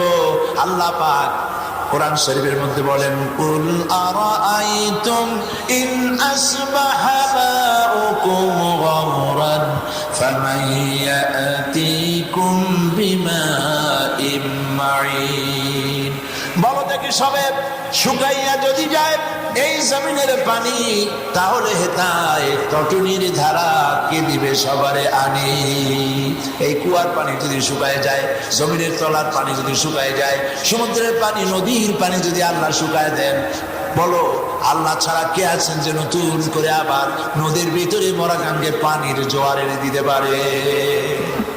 আছে কেউ? কেউ নাই। যিনি আছেন তিনি কে? আল্লাহ। জোরে বলেন তিনি কে? আল্লাহ পাক বলেন বলো আলহামদুলিল্লাহি রাব্বিল আলামিন। জোরে সোরে মহব্বতের সাথে পড়েন আলহামদুলিল্লাহি রাব্বিল আলামিন। লা ইলাহা ইল্লাল্লাহ, লা ইলাহা ইল্লাল্লাহ, লা ইলাহা।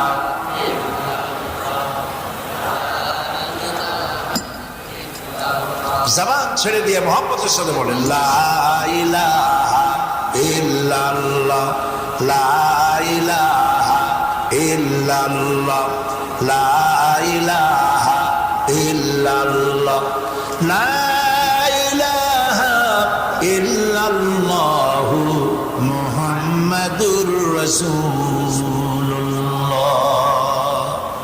আল্লাহ পাকের এই সব নিয়ামত, পানি, খাদ্য এবং পানি, একটু দেরিতে পাইলে অসুবিধা হয় না। 3 দিন 5 দিন 6 দিন 7 দিন মানুষ না খায় থাকতে পারে।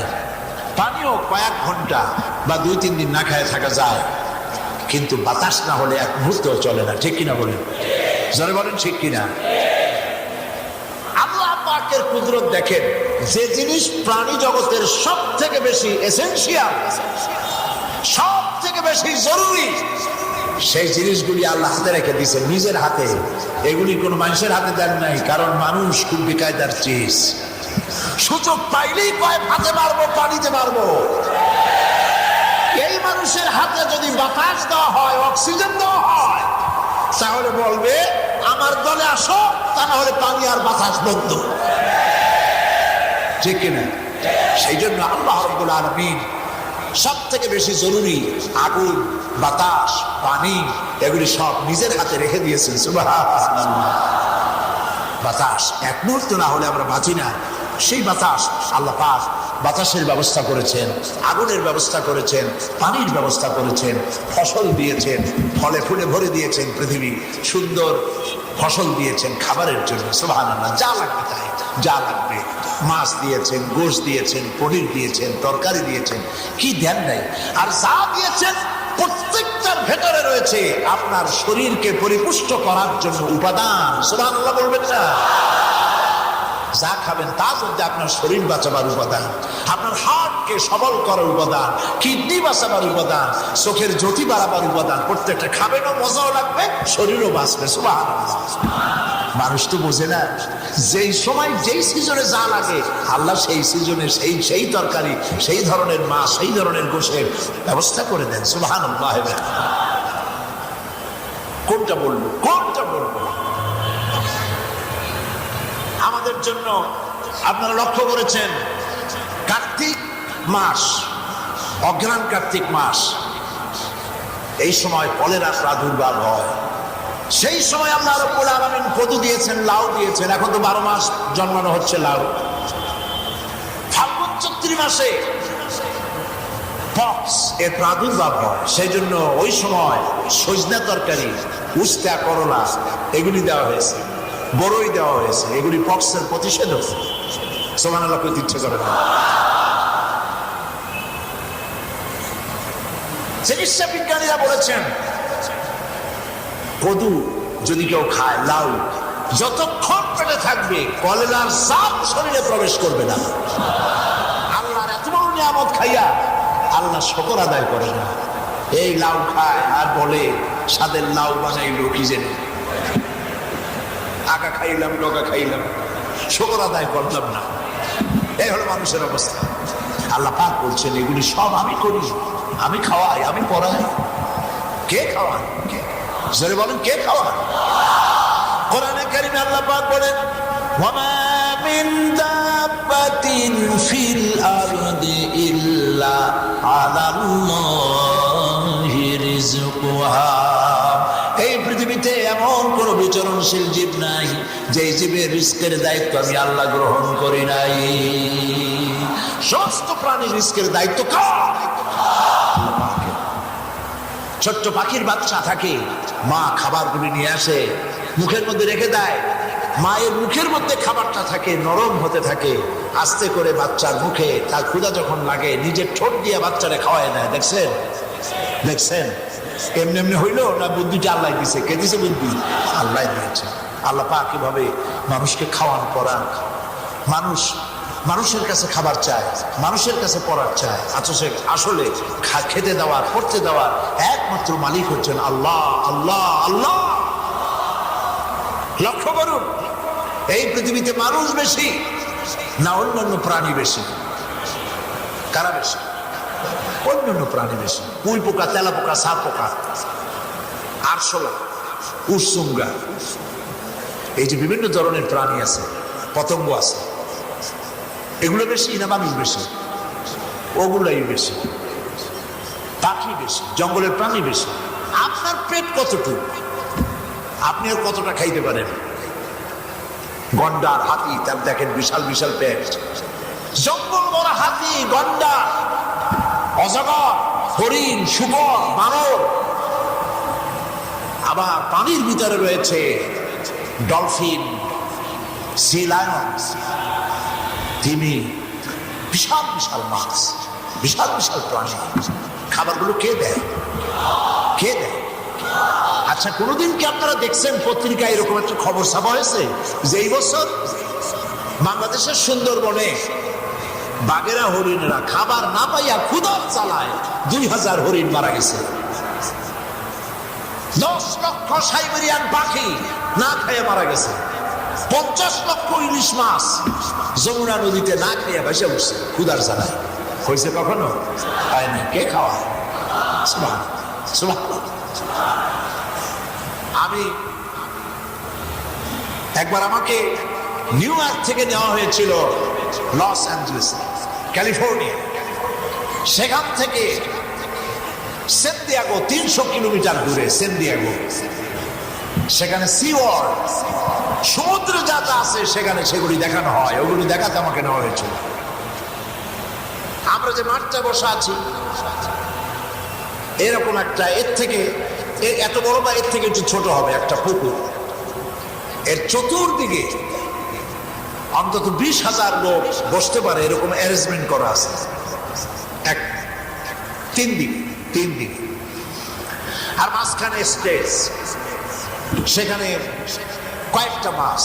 মাছের নাম হলো শ্যামু ফিশ, বিশাল মাছ, বুকটা সাদা পিঠটা কালো। যখন পানির উপরে ওঠে তখন মনে হয় আরব দেশের কোন প্রিন্স, সাদা জামার উপরে কালো আবা পরে। মানুষের কথাও বোঝে, শীষ দিলেও বোঝে, বাঁশি দিলেও বোঝে। তার এক একটা খেলা দেখাতে বলা হলো, এক একটা খেলা সে দেখালো। এক একটা খেলা দেখিয়ে মঞ্চের কাছে এসে হা করে। ওইখানে তার গ্লাস এত বড়, 3-4 বালতি মাছ পেটের মধ্যে ঢুকানো হয় এক একটা খেলাবার দেখার পর। আমার মনে হলো যে আমাদের মতো মানুষ 5-10টা একসাথে যদি ঢুকানো হয় তো মাছে মনে করবে যে সেলাপুটি কয়েকটা ঢুকছে। এরকম মাছ জন্মের খাওয়া খায়। সমুদ্রের ভিতরে তিমি মাছ হলো সব থেকে বড়, নীল প্রজাতির তিমি। প্রাণীতত্ত্ববিদরা বলেছেন 5,000 টন পর্যন্ত হতে পারে ওজন এক একটা। 5,000 টন যদি হয় ওজন, তাহলে তার খাদ্য লাগে কত? এর যে বাচ্চা হয় স্তন্যপায়ী, সে বাচ্চায় দুধ খায়। 40 থেকে 50 টন দুধ লাগে প্রতিদিন বাচ্চা। কে খায় বলেন? কে খায়? আল্লাহ রাব্বুল আলামিন বলেন, ওয়ামা মিন দাব্বাতিন ফিল আরদি ইল্লা আলাল্লাহি রিজকুহা। এই পৃথিবীর বুকে এমন কোন বিচরণশীল জীব নাই যে জীবের রিজকের দায়িত্ব আল্লাহ নিজ হাতে গ্রহণ করেন নাই। সমস্ত প্রাণীর রিজেক এর দায়িত্ব তিনি নিয়েছেন। তিনি হচ্ছেন রব। আলহামদুলিল্লাহি রব্বিল আলামিন। সমস্ত প্রশংসা সেই রবের, সেই আল্লাহ যিনি সৃষ্টি করেছেন, প্রতিপালন করেছেন। তিনি প্রতিপালন করে তিনি মানুষের সামনে তার খাবার দিয়ে দেখিয়েছেন, বুঝিয়েছেন এগুলি দেখো এবং এর দ্বারা ইবরত হাসিল করো। প্রিয় ভাই সব, আল্লাহ পাক কোরআনে কারিমে বলেন, সূরা ফাতিহার ভিতরে আল্লাহ পাক মানুষের জন্য এত সব কিছু দিয়েছেন আর বলেছেন এর দ্বারা শিক্ষা গ্রহণ করো আর ঘোষণা করো আলহামদুলিল্লাহি রাব্বিল আলামিন। সমস্ত প্রশংসা আল্লাহ পাকের, যিনি আলামিনের মালিক। একটা জগৎ নয়, এখানে বহু মাত্রিক জগতের কথা বলা হয়েছে। আলহামদুলিল্লাহি রাব্বিল আলামিন। আমরা জানি দুইটা জগতের কথা, ইহজগৎ আর পরজগৎ। আসলে ইহজগৎ আর পরজগৎ এই দুটি জগতের মধ্যে সীমাবদ্ধ নয়। আল্লাহর সৃষ্টি, আল্লাহ পাক রব বহু জগতের, বহুমাত্রিক জগতের আইডিয়া দিয়েছেন আল্লাহ সুবহানাহু ওয়া তাআলা। বহুমাত্রিক জগৎ তার মানে হলো সাগরের ভিতরে এক জগৎ, সাগরের তলায় আর এক জগৎ, সম্পদে ভরা। মাটির উপরে এক জগৎ, এ মাটির তলায় আর এক জগৎ। মহাশূন্যে রয়েছে আরো অসংখ্য জগৎ। শুধু গ্রহ, উপগ্রহ, চন্দ্র, সূর্য, নেপচুন, মঙ্গল, ইউরেনাস এগুলি শেষ কথা নয়, আরো অসংখ্য গ্রহ, উপগ্রহ রয়েছে যেগুলি মানুষ আজও আয়াতের মধ্যে আনতে পারেনি। আল্লাহ পাক শুধু এই পৃথিবীরই মালিক নন, তিনি রব্বুল আলামিন। সমস্ত সৃষ্টি জগতে তিনি মালিক। এই পৃথিবী সম্পর্কে বেকুব ধরনের ওই বুদ্ধিজীবী, অর্থাৎ কোরআন হাদিস জানে না, খামোকা বুদ্ধিজীবী, এদের ধারণা হচ্ছে যে পৃথিবীটা হয়েছে কিভাবে। তারা তো আল্লাহ মানে না, আল্লাহ স্বীকার করে না। তারা বলে যে সূর্যের পাশের থেকে একদিন একটা উজ্জ্বল জ্যোতিষ্ক খুব জোরে উড়ে যাচ্ছিল। তখন সেই জ্যোতিষ্কের ফোর্স সহ্য করতে না পেরে সূর্যের একটা দুর্বলতম অংশ ছিটকে পড়ল মহাশূন্যে। তারপরে ঘুরতে ঘুরতে ঘুরতে ঘুরতে একদিন পৃথিবীর আকার ধারণ করল। নাউজুবিল্লাহ। কয় বোতল খাইয়া এরকম দেখছি আল্লাহ জানে। এর অর্থ হলো ওই বেকুবের কথা যদি আমরা বিশ্বাস করি তাহলে অর্থ দাঁড়াবে এই যে দয়া করে এই জ্যোতিষ্ক উড়ে গেছিল বলেই সূর্যের একটা দুর্বলতম অংশ মহাশূন্যে ছিটকে পড়ে ঘুরতে ঘুরতে পৃথিবী হয়েছিল, তাই ঢাকা হয়েছিল, তাই পল্টন হয়েছিল, তাই আমরা ওয়াজ শোনার সুযোগ পাইছিলাম। আর যদি এমনটি না হতো তাহলে দুনিয়াও হতো না, পল্টনও হতো না, ওয়াজও শুনতে পারতাম না। আচ্ছা মেনে নিলাম, এক সেকেন্ডের জন্য মানলাম ওইখান থেকে একটা গ্যালাক্সি একটা জ্যোতিষ্ক গিয়েছিল আর সূর্যের খানিকটা অংশ ভাঙ্গে পড়িয়া মহাশূন্যে এরকম পৃথিবী হয়ে গেছে, মানলাম এক সেকেন্ডের জন্য। এখন যে পৃথিবীতে এত মানুষ বেশি হয়েছে, মানুষ এখন পৃথিবীতে কম না বেশি? বলেন কম না বেশি? এত বেশি মানুষ, এই মানুষ নিয়ে পৃথিবীতে খালি লোকেরা বলতেছে ঠাই নাই ঠাই নাই, ঠেকাও ঠেকাও, জন্ম নিয়ন্ত্রণ জন্মের মতো করো, কুলাইতে পারতেছি না মানুষ বেশি। এখন কেন আরেকটা জ্যোতিষ্ক ওইখান থেকে যাইয়া সূর্যের আরেকটা দুর্বলতম অংশ খসাইয়া আরেকটা পৃথিবী বানায় না কেন? কাজী এ দিয়ে পাগল বুঝানো যায়, যারা কোরআনের কাছে এসেছে তাদের বুঝানো যাবে না। এই দিয়ে বিভ্রান্ত হতে পারে শান্তি নিকেতনের গোলামেরা, কোরআনের গোলামেরা, আল্লাহর গোলামেরা বিভ্রান্ত হবে না।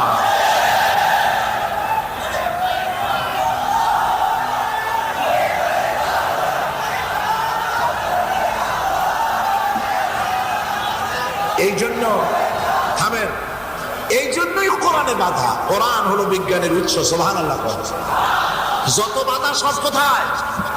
কোরআনে। গত 5টা বছর যারা ক্ষমতায় ছিল সমানে কোরআন শরীফে বাধা দিছে। তাফসীর মাহফিল হতে গেলেই বাধা দিয়েছে। কারণ এই বাধা ওরা দেয় নাই, প্রথমে বাধা দিছে ওদের দাদা নানারা। আবু জাহেলরা বাধা দিছে আগে, আবু লাহাবরা বাধা দিছে আগে। কারণ কোরআন হচ্ছে বিজ্ঞানের উৎস। সুবহানাল্লাহ। যদি কোরআন লোকেরা বোঝে তাহলে পৃথিবীতে আর কারো কাছে যাবে না, শুধু কোরআন দিয়ে তার জীবনের উন্নতি হয়ে যেতে পারে। এক সময় এমন ছিল যেখানে আমি যাওয়ার আগে 144 ধারা অথবা হরতাল আমি যাওয়ার আগেই উপস্থিত। সারা বাংলাদেশে আমি একমাত্র এক ব্যক্তি, আমি একটা মানুষের বিরুদ্ধে, কোন দলের বিরুদ্ধে না, কোন রাজনৈতিক ইস্যুর বিরুদ্ধে না, শুধু একটা মানুষের বিরুদ্ধে 1 বছরে 56টা হরতাল হয়েছে। 15ই করেছেন, এই সব বুদ্ধিজীবীরাই করছেন। কিন্তু অসুবিধা হয় নাই। ওই সময় পত্রিকায় লিখছে, বিশাল হেডিং ছিল, হরতালও সফল, তাফসীরও সফল।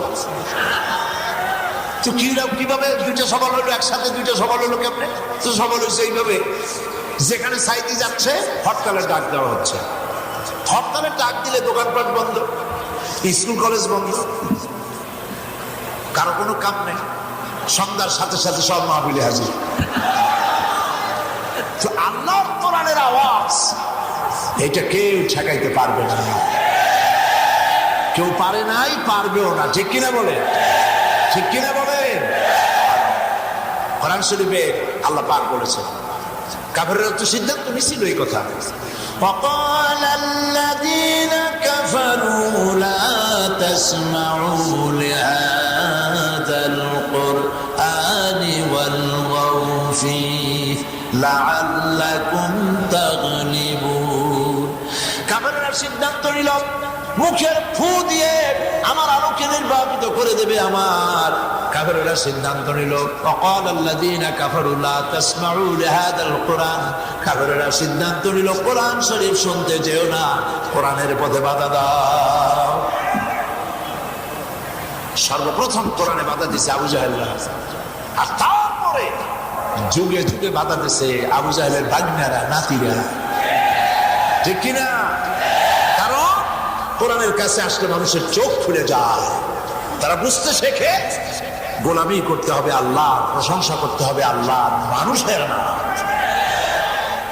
তারা 5টা বছর একটা মানুষের বন্দনা, একটা মানুষের জিকির, রেডিওতে, টিভিতে, পার্লামেন্টে একটা মানুষের বন্দনা যা করছে 5টা বছর, আল্লাহর কসম 5টা বছর যদি এতটা আল্লাহর জিকির করতো, আল্লাহর বেহেশত ওদের জন্য ওয়াজিব হয়ে যেত। কপাল পোড়া। কি পোড়া? জোরে বলেন কি পোড়া? কপাল পুড়া ছাই ধ্বংস হয়ে গেছে। আল্লাহর কাছে আসে নাই, কোরআনের কাছে আসে নাই। কোরআন মানুষকে বিজ্ঞান শিখায়, দিন শিখায়, ঈমান শিখায়। আকাশ জমিন সব কোরআনের ভিতরে। বিজ্ঞান এবং কোরআন সাংঘর্ষিক নয়। যদি কোন জায়গায় বিজ্ঞানের সাথে কোরআনের সংঘর্ষ হয়, তখন প্রাধান্য পাবে কে? কে পাবে? এক সময় বলা হতো পৃথিবী ঘোরে, আর এক সময় বলা হতো চন্দ্র সূর্য ঘোরে, আবার কেউ কেউ বলতো যে আমরাও ঘুরি। এখন ঘোরে কে? আসলে কে ঘোরে? চাঁদ ঘোরে, সূর্য ঘোরে, না আমি ঘুরি, না আমার দুনিয়া ঘোরে? ঘোরে আসলে কে? কার কাছ থেকে জানবো? যিনি সৃষ্টি করেছেন তার কাছ থেকে জানতে হবে। আল্লাহ তুমি বলো ঘোরে কেডা? আল্লাহ রাব্বুল আলামিন কে ঘোরে, এই প্রশ্নের জবাব সূরা ইয়াসিনের ভিতরে আল্লাহ পাক দিয়ে রেখেছেন, লাশ-শামসু ইয়ানবাগি লাহা আন তুদরিকাল কামারা ওয়ালাল লাইলু সাবিকুন নাহার ওয়া কুল্লুন ফি ফালাকি ইয়াসবাহুন। প্রবল জ্ঞানী হইবে যাহারা, আপন মনেতে বুঝিবে তাহারা, রাত্রি পারে না আগে যাইবার দিনের স্থান করে অধিকার। চন্দ্র বাঁধে না সূর্যের গায়েতে, সূর্য পারে না চন্দ্রকে ধরিতে। যার যে স্থান বহাল রাখিয়া ভ্রমণ করিছে খোদাকে ডরিয়া। আল্লাহ পাক বলছেন, চাঁদ এবং সূর্য আপন আপন কক্ষপথে ঘুরছে, পৃথিবী ঘোরে, চন্দ্র ঘোরে, অকুল্লুন ফি ফালাকি ইয়াসবাহুন। যা কিছু আছে মহাশূন্যের বুকে সব ঘুরতেছে, কেউ দাঁড়ানো নাই। Activity is life, inactivity is death. সন্তরণশীলতা, গতিশীলতা আছে বলেই পৃথিবী চলে। যখন এগুলি থাকবে না, সব এক ধাক্কায় স্থবির হয়ে যাবে এবং এক প্রলয়ঙ্করী মহাধ্বংস যজ্ঞের মধ্য দিয়ে কিয়ামত হয়ে যাবে। সব হচ্ছে। সুতরাং বিজ্ঞানকে কোরআনের কাছে আসতেই হবে। সুবহানাল্লাহ। আল্লাহ পাক কোরআনে কারিমে তাই বলছেন, আলহামদুলিল্লাহি রাব্বিল আলামিন। সমস্ত প্রশংসা আল্লাহ পাকের, যিনি তামাম জাহানের পালনেওয়ালা রব। শুধু সৃষ্টি করেন না, প্রতিপালন করেন, লালন করেন। যার যা দরকার চাওয়ার আগে আল্লাহ রাব্বুল আলামিন পৌঁছায়া দেন। তিনি হচ্ছেন আল্লাহ। জবান দিয়েছেন কথা বলার জন্য। জবান, কথা বলি জবান দিয়া, টেস্ট গ্রহণ করি একটা জিহ্বা দিয়া। তিতা, ঝাল, টক, কষা, মিষ্টি সব। কয় রকম জিহ্বা আছে? জিহ্বা কয়টা আপনার? কয় রকম জিহ্বা?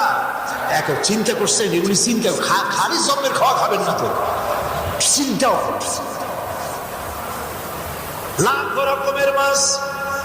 বোয়াল মাছের স্বাদ একরকম, ইলিশ মাছের আর এক রকম, কই মাছের আর এক রকম, চিংড়ি মাছের আর এক রকম, লাউ তরকারির এক রকম, বাঁধাকপি ফুলকপি আর এক রকম স্বাদ, লাল শাকের এক রকম, পালং শাকের আর এক রকম, কচু শাকের আর এক রকম, দুধের এক রকম, ঘিয়ের এক রকম। সুবহানাল্লাহ করতে ইচ্ছা করে না? হাজারো রকমের স্বাদ একটা জিহ্বা দিয়া গ্রহণ করার তৌফিক আল্লাহ দান করে দিলেন। আল্লাহ পাক বলেন, ফাবিআইয়ি আলাহি রাব্বিকুমা তুকাজ্জিবান। পড়েন, ফাবিআইয়ি আলাহি রাব্বিকুমা তুকাজ্জিবান। আল্লাহর কোন নিয়ামতকে তুমি অস্বীকার করবা? ওয়া ইন তাউদ্দু নি'মাতাল্লাহি লা তুহসুহা। আমার নিয়ামত গুনে গুনে শেষ করতে পারবা না বান্দা। সুবহানাল্লাহ। কি নিয়ামত! একটা জিহ্বা, কত নিয়ামত আল্লাহ দিলেন। একটা দুটো চোখ, হাজারো রং দেখি। সুবহানাল্লাহ বলতে ইচ্ছা করে না? হাজারো রং দেখি, মানুষের কথা শুনি, কথাগুলি তরঙ্গের সাথে ভেসে ভেসে কানের মধ্যে বিন্যস্ত হয়ে প্রবেশ করতেছে, কথায় কথায় জড়াইয়া সর্বনাশ হয়ে যাচ্ছে না। সুবহানাল্লাহ। কোনটার প্রশংসা করে কোন পাবে? আল্লাহ পাক তাই বলছেন, প্রশংসা করবা তো আল্লাহ পাকের। কার প্রশংসা করবো? আল্লাহ। সব সময় মনে রাখবেন, সব সময় প্রশংসা হবে কার? আল্লাহ পাকের প্রশংসা। আল্লাহ রাব্বুল আলামিন সূরা ফাতিহা বান্দা যখন পড়ে আলহামদুলিল্লাহি রাব্বিল আলামিন, আল্লাহ পাক বলেন হামাদানি আব্দি, আমার বান্দা আমার প্রশংসা করেছে। আল্লাহ খুশি হয়ে যান। সুবহানাল্লাহ। আল্লাহ খুশি হয়। আল্লাহ শিখাইতেছে। আল্লাহ না শিখাইলে তো আমরা পারছি। আমরা আল্লাহ শুকর করতে জানতাম না। আল্লাহ শিখাইছেন এইভাবে শুকর করো। আমরা শুকরিয়া আদায় করলাম, আল্লাহ পাক শুনলেন আর বললেন হামাদানি আব্দি, আমার বান্দা আমার শুকরিয়া আদায় করছে। আল্লাহ পাক জিজ্ঞেস করছে, আচ্ছা বান্দা, তুমি তোমার যে আল্লাহর প্রশংসা করছো তার কি আর কোনো গুণটুন আছে নাকি? আমরা বলি আর রহমানির রহিম। পড়েন সবাই, আর রহমানির রহিম। সব আল্লাহ আমাদের শিখিয়েছেন। তিনি দয়ালু, তিনি দাতা, তিনি দয়ালু, তিনি পরম দাতা, তিনি করুণাময়। রহমান দুনিয়া, রহিম আল আখিরাহ। তিনি দুনিয়ার জন্য, দুনিয়ার মানুষের জন্য তিনি রহমান, আর আখিরাতের জন্য তিনি হচ্ছেন দয়ালু। সুবহানাল্লাহ। দুনিয়ার জন্য তিনি রহমান। কিরকম? এই পৃথিবীতে আল্লাহ রাব্বুল আলামিন রহমান এইভাবে, তিনি এমন দাতা, তিনি সকলকে দেন, কাউকে বঞ্চিত করেন না। পৃথিবীতে মানুষের অভ্যাস হলো শুধু আপনজনদেরকে ডেকে ডেকে আপনজনদের দেয়, শত্রুকে কেউ দেয় না। ঠিক কিনা? কেউ বলে নাকি কারো শত্রু, গায়ে বেটা যতই আমার সাথে শত্রুতা করছিস আয়, আমি তোরে কিছু দিতে চাই, নিয়ে যা। আছে এরকম কেউ? নাই। আল্লাহ পাকের কাছে এরকম কিচ্ছু নাই। সকলের জন্য সমান, সমানে দেন তিনি। কাফেরে দেন, কাফের বেঈমান, নামাজ নাই, রোজা নাই, আল্লাহ নাই, পরকাল নাই, আল্লাহ শুধু দিতেই থাকেন। ঠিক না? এমন কবিরেও আল্লাহ খাওয়ায় বাঁচায় রাখে। এই দেশে যে কবি বলছে ফজরের আজান শুনলে সেই আজানের ভিতর দিয়া বেশ্যার আওয়াজ শুনি। আছেন এরকম কবি দেশে? এখন আছে না? এখনো আছে। তারপরেও খাইয়ে পরে বাইচে আছে। তারপরেও আল্লাহ তার গলা ধরে চাপিয়ে ধরে নাই। বল যদ্দূর পারিস বল।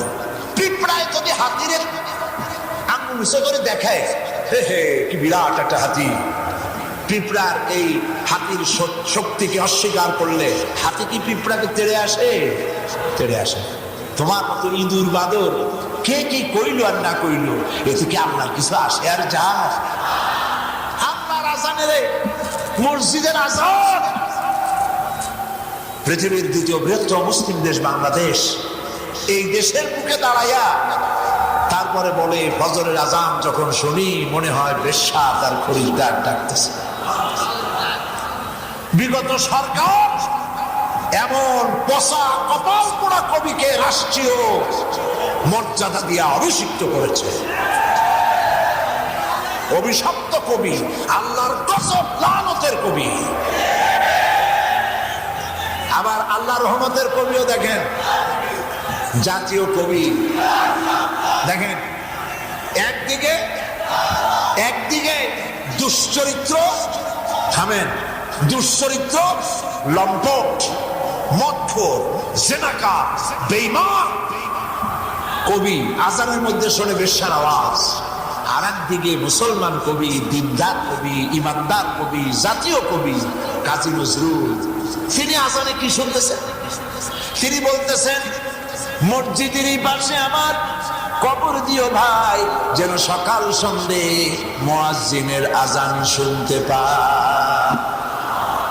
দোয়া কবুল হয়ে গেছে না? দোয়া কবুল হয়েছে না? কবর হয়েছে কোন জায়গায়? জায়গা মতো মসজিদের পাশেই কবর হয়ে গেছে। সুবহানাল্লাহ। তুই বেটা পড়বি, জানাজা হবে না, মুসলমানের তোর জানাজা পড়বে না। কবরে থুইলে, কবরে রাখার পর ফেরেশতারা বরং বলবে যে বেটা তুই এখানে আসছিস কেন, শ্মশানে যা। আল্লাহ লানত। আল্লাহ পাক এগুলোরও খাওয়ান না। নামাজ নাই, রোজা নাই, আল্লাহর অস্বীকার করে, মদ খায়, জেনা করে জন্মের মতো। বাংলাদেশের বদনাম করার জন্য বিদেশ দিয়ে টেক করিয়া হিন্দুদের উপর নির্যাতন করা হচ্ছে, এই সব ছবি আইনিয়া তারপর বিমানবন্দরে ধরা পড়ে, এগুলোর আল্লাহ খাওয়ায়। ঠিক কিনা? সত্য কিনা? এই সব করার পরেও আল্লাহ খাওয়ান, কারণ আল্লাহ রাব্বুল আলামিন তিনি রাজ্জাক, তিনি খেতে দেন, পড়তে দেন, তার নাম রহমান। তার নাম কি? রহমান। এই দৃষ্টান্তটা আমি অনেক জায়গায় দিছি। একজনের একটা ছাগল ছিল আর একটা গাধা ছিল। লোকটি গাধাটারে আদর করে না, ছাগলটারে আদর করে খুব। একদিন ছাগলে কয় গাধারে, গাধা তুই তো আসলেই গাধা। গাধায় কয় যে তুমি আমার গাধা, কইলো আমি গাধা, না কইলো গাধা, তা আমার এরকম তুমি কও কেন? কয় দেখো গাধা, মালিক আমারে কত ভালোবাসে, যখনই যেখানে যায় আসলে আমার পিঠে হাত বুলায়, ভুসি খাওয়ায়, তিসি খাওয়ায়, যত্ন করে, গোসল করায়। আর তুই বেটা গাধা, মালিক আসার সময় একটা লাথি মারে, যাওয়ার সময় কান ধরে টানবে। গাধা কয় ছাগলা, যা বলতেছিস সব ঠিক, কিন্তু তোর এত আদর বাড়ছে কেন তা কি তুই জানিস? কয় না, তা তো জানি না। কয় কোরবানির চান হচ্ছে।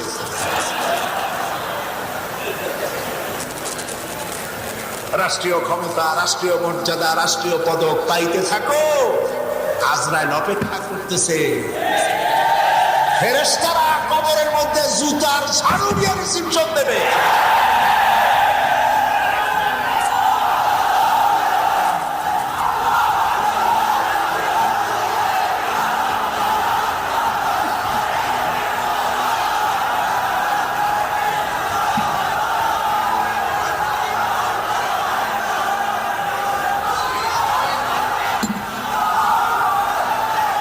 দুনিয়াটা এই সব লোকদের কারণেই, এই সব লোকদের কারণেই দেশে যত অনাসৃষ্টি হয়, চুরি, ডাকাতি, মাস্তানি, সাদাবাজি, ধর্ষণ, জেলা ব্যভিচার, এই সব আল্লাহ বিরোধী, ইসলাম বিরোধী কবি সাহিত্যিক, বুদ্ধিজীবী, যাদের কাছে আল্লাহ নাই, রসুল নাই, ইমান নাই, নামাজ নাই, রোজা নাই, এদের কারণেই হয়। কথা বুঝছেন তো?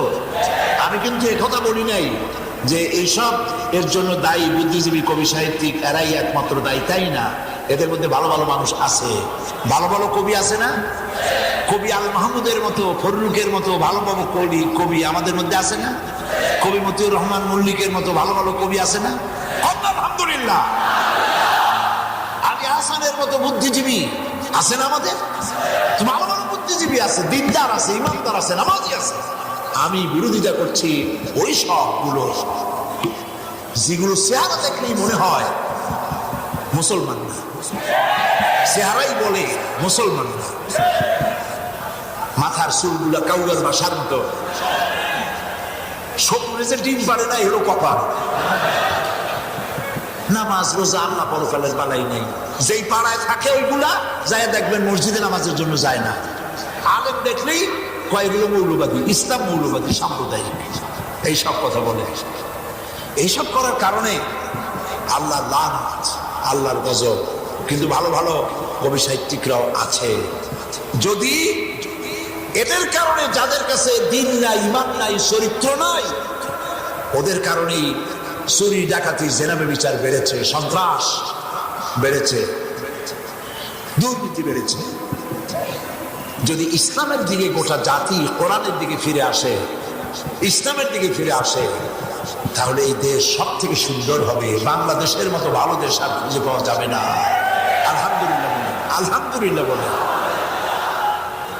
আল্লাহ রাব্বুল আলামিন এমন রহমান, মানুষ যখন আল্লাহ রাব্বুল আলামিনের কাছে গুনাহ মাফ চায়, চোখের পানি ফেলে, আল্লাহ পাক বলে না মাফ করে দেই। কত গুনাহ করেছিস, তোর গুনাহ যদি পাহাড় সমান হয়, আল্লাহ রাব্বুল আলামিনের রহমত আকাশ সমান। বান্দার গুনাহ যদি আকাশ সমান হয়, আল্লাহ রাব্বুল আলামিনের রহমত তার আরশে আজিম ছাড়াইয়া গেছে। আমার কাছে চাও, আমার কাছে চাও, আমাকে বলো তিনি রহমান, সকলের জন্য দয়ালু। কাফের বেঈমান সকলকে আল্লাহ দিচ্ছেন। তবে মোমেনদের ভয় পাওয়ার কারণ নাই। বড় লোকদের এত সুখ শান্তি দেখে গরিব মোমেন যারা, তাদের চিন্তার কারণ নাই। ওদেরকে আল্লাহ সামান্য সময়ের জন্য দিয়েছেন, কারণ তাদের থিওরি হচ্ছে ইট, ড্রিঙ্ক এন্ড বি মেরি। খাও, পান করো আর ফুর্তি করো, নো চিন্তা, ডু ফুর্তি। তারা অমর খইয়াবের মুড়ি, এই বেলা ভাই মদ খেয়ে নাও, কাল নিশীতের ভরসা নাই। চাঁদনি জাগিবে যুগ যুগ ধরি, আমরা তো আর রবনাশ হই। নগদ চাপাও, হাত পেতে নাও, বাকির খাতায় শূন্য থাক। দূরের বাদ্য কিলাপ শোনে, মাঝখানে যে বেজায় থাক। এরা হচ্ছে এইসব কথায় বিশ্বাসী। তারা হলো মাটির পুতুল, যেমনি নাচায় তেমনি নাচি, পুতুলের দোষ কি? আমরা মাটির পুতুল, আমাদেরকে প্রকৃতি যেভাবে মদ খাওয়ায়, জেনা করায়, সেইভাবেই করি। নাউজুবিল্লাহ বলেন। মাটির পুতুল যেমনি নাচায় তেমনি নাচি, এই কথায় যারা বিশ্বাসী, মরিয়া দেখেন ফেরেশতারা আসবে কবরে, আসিয়া পাও ধরবে, দুই পাও ধরিয়া কাপড় যেমন ধোপায় কাপড় আশ্রায়, ওই রকম ঠ্যাং ধরে আশ্রাবে। আর কবে যে যেমনি আশ্রায় তেমনি আশ্রায়, ফেরেশতার কি দোষ? মরে দেখো আগে। এই পৃথিবীটা এই ড্রিঙ্ক এন্ড বিমের জন্য নয়। হেসে খেলে জীবনটা যদি চলে যায়, যাক না, না ওরকম যাবে না। দুনিয়া কি মজা লেলো, দুনিয়া তোমারি হ্যায়, মিথ্যে কথা। এগুলি হলো ভোগবাদী, দুশ্চরিত্র লম্পট, এগুলি তাদের কথা। মোমেনদের কথা হলো আমরা পৃথিবীতে এসেছি, ফিরে যেতে হবে অবশ্যই। ফিরে যেতে হবে না? কবরের ভিতরে যখন মানুষ রাখা হয়, মাইয়াতকে কবরের ভিতরে রাখার সঙ্গে সঙ্গে উপস্থিত লোকেরা কবরে রাখার সময় বলে, মিনহা খালাকনাকুম ওয়া ফিহা নুঈদুকুম ওয়া মিনহা নুখরিজুকুম তারাতান উখরা। এই মাটি দিয়ে তোমাকে তৈরি করা হয়েছিল, এই মাটির ভিতরে তোমাকে রেখে গেলাম, আবার এই মাটি থেকে তোমাকে উঠানো হবে। প্রত্যেকটি মানুষকে মরার সময়, কবরের ভিতরে মাইয়াতকে রাখার সময় স্মরণ করিয়ে দেওয়া হয়। এই পৃথিবীটাই শেষ কথা নয়। এই দুনিয়া আপনি আপনার ইচ্ছা মতো চলতে পারবেন না। সূরা ফাতিহা এই কথাগুলি শিখায়। সুবহানাল্লাহ বলেন, সুবহানাল্লাহ। সূরা ফাতিহা চট্টগ্রামে 5 দিন আলোচনা করেছিলাম 1995 সনে। 5 দিন সূরা ফাতিহার আলোচনা শুনে 46 জন হিন্দু, বৌদ্ধ, খ্রিস্টান মঞ্চে এসে মুসলমান হয়ে গিয়েছিল। সূরা ফাতিহা, লা সালাতা ইল্লা বিফাতিহাতিল কিতাব। সূরা ফাতিহা ছাড়া নামাজ হবেই না। কেন নামাজ হবে না? কারণটা কোরআনের ব্যাখ্যা, ওরা 30 পারা কোরআনের মধ্যে যা আছে সূরা ফাতিহায় তাই আছে। সূরা ফাতিহায় যা আছে 30 পারা কোরআনে তাই আছে। সুবহানাল্লাহ। আল্লাহ রাব্বুল আলামিন দুনিয়ার জন্য রহমান। আমরা যখন আলহামদুলিল্লাহ রাব্বিল আলামিন বললাম, আল্লাহ পাক জিজ্ঞেস করলেন আরো কিছু আছে নাকি? এই সূরা 2 ভাগে ভাগ করা হয়েছে। অর্ধেক হলো আল্লাহর পক্ষ থেকে, আর অর্ধেক হলো বান্দার পক্ষ থেকে। আল্লাহ বললেন, বান্দা আমার প্রশংসা করেছে, আরো কিছু আছে নাকি? আমরা বলি আর রহমানির রহিম। পড়েন সবাই, আর রহমানির রহিম। তিনি দাতা, দুনিয়ায় দাতা, রাহিম আল আখিরা, কিয়ামতে হবেন দয়ালু। সুবহানাল্লাহ বলেন, সুবহানাল্লাহ বলেন। দুনিয়ায় দাতা দরকার, আর আখেরাতে দাতা হইলে সারে না। সেখানে দয়ালু হওয়া লাগবে, আখেরাতে কি হওয়া লাগবে? দয়ালু। কারণ আমরা গুনাহগার, আমরা কি গুনাহগার। আল্লাহ কিয়ামতের দিন রহিম হবেন। তিনি যদি কিয়ামতে দয়ালু না হন, ইবাদতের জোরে ইবাদত দিয়া আল্লাহর জান্নাতে যাওয়া সম্ভব নয়। আল্লাহ যত নিয়ামত আমাদের দান করেছেন, ওই নিয়ামতের শুকর আদায় সারা জীবনেও সম্ভব নয়। আর জিকির আজগার করে নামাজ রোজা করে জান্নাতে যাওয়াও সম্ভব নয় যদি না আল্লাহ রহম না করে। সারা জীবনে তো গুনাহ করছে। গুনাহ করে না শুধু নবীরা, কাদের গুনাহ নাই? নবীদের গুনাহ নাই। আমাদের পদে পদে গুনাহ। আলেম হন, মুফাসসির হন, মুহাদ্দিস হন, হাজী হন, গাজী হন, যাই হন, প্রতি মুহূর্তে আমাদের গুনাহ হচ্ছে। ঠিক কিনা বলেন? প্রতি মুহূর্তে গুনাহ হচ্ছে। কিয়ামতের দিন এক কিতাবে দেখেছি, কিয়ামতের দিন এক ব্যক্তিকে ফেরেশতা বলবে আল্লাহর পক্ষ থেকে, যাও, তোমার 70 বছরের ইবাদত আল্লাহ কবুল করেছেন, এর বিনিময় আল্লাহ পাকের রহমতে তুমি জান্নাতে চলে যাও। লোকটি বলবে যে আমার যদি 70 বছরের ইবাদত কবুল হয়েই থাকে, তাহলে রহমতের দরকার কি? তাহলে তো আমি এমনিও যাই করি না। এরকম একটা কথা উঠবে। ওই কিতাবে লিখেছে, লোকটি তখন ওই লোকটিকে আল্লাহ পাকের পক্ষ থেকে নির্দেশ করা হবে যে একে জাহান্নাম থেকে 500 বছর দূরের রাস্তা থেকে তাকে একটু ঘুরাই নিয়ে আসবে। লোকটাকে ঘুরানো হবে, জাহান্নামের উত্তাপ 500 বছর দূর থেকে জাহান্নামের উত্তাপ তার শরীরে লেগে পিপাসায় তার জিহ্বা ওষ্ঠাগত হয়ে যাবে। সে তখন পানি পানি বলে চিল্লাইতে থাকবে। তখন দেখা যাবে একজন এক গ্লাস পানি নিয়ে আসছে। যে লোকটি বলবে, তুমি আমার বাঁচা, অনেক গ্লাস আমার দাও। তিনি বলবেন, এই পানি তো পৃথিবীর পানির মতো না, এটার মূল্য দিতে হবে। সে বলবে, আমার কাছে মূল্য কোথায়? আমি তো টাকা পয়সা কিছু নিয়ে আসিনি। বললাম, টাকা পয়সা থাকলেও তো তার বিনিময়টা দেওয়া যেত না। কি দিলে দিবা? বললো যে এটা নেকির বিনিময় দেওয়া যাবে। তখন এই ব্যক্তি বলবে, আল্লাহর বান্দা, আমার কাছে 70 বছরের ইবাদত আছে, আমাকে এর অর্ধেকটা দিয়ে দিলাম, আমার দেওয়া জীবনটা বাঁচো। বলো যারা, তা হবে না। শেষ পর্যন্ত দরাদরি করিয়া দিলাম, পুরা ইবাদতের সব দিলাম, আমারে পানি টুক খাওয়া। পানিটা পান করলেন। এরপরে যখন আবার ফিরে এসেছে, আল্লাহর পক্ষ থেকে ফেরেশতা জিজ্ঞেস করবে তার অবস্থা। সে বলবে যে আমি তো এই কাম করে আসছি, পানির পিপাসায় 70 বছরের কবুল ইবাদতের সব দিয়া 1 গ্লাস পানি পান করছি। জবাব আসবে, আল্লাহ রাব্বুল আলামিনের সারা জীবনে তুমি যত নিয়ামত ভোগ করেছ, সমস্ত নিয়ামত বাদ গেল। মাছ নয়, গোশ নয়, বাতাস নয়, অক্সিজেন নয়, যা নিয়ামত ভোগ করেছে দুনিয়ায় সবটা বাদ দেয়া শুধু পানির দাম ধরা হলো। আর রেট ধরা হলো তুমি যে রেটে বিক্রি করেছো। জন্ম থেকে শুরু করে মৃত্যু পর্যন্ত যত গ্লাস পানি পান করেছো, প্রত্যেক গ্লাসের পরিবর্তে 70 বছরের কবুল ইবাদতের সব রেখা আল্লাহ বিনা রহমতে জান্নাতে চলে যায়। সম্ভব? সম্ভব? সুতরাং পদে পদে গুনাহ। এই ইবাদতের যেটুকু নামাজ রোজা করি, এর কতটুকু কবুল হয় আল্লাহই ভালো জানে। ঠিক কিনা কর? এই জন্য জান্নাতে যেতে হলে, জাহান্নাম থেকে মাপ পাইতে হলে আল্লাহ দয়া ছাড়া কোনো পথ নাই।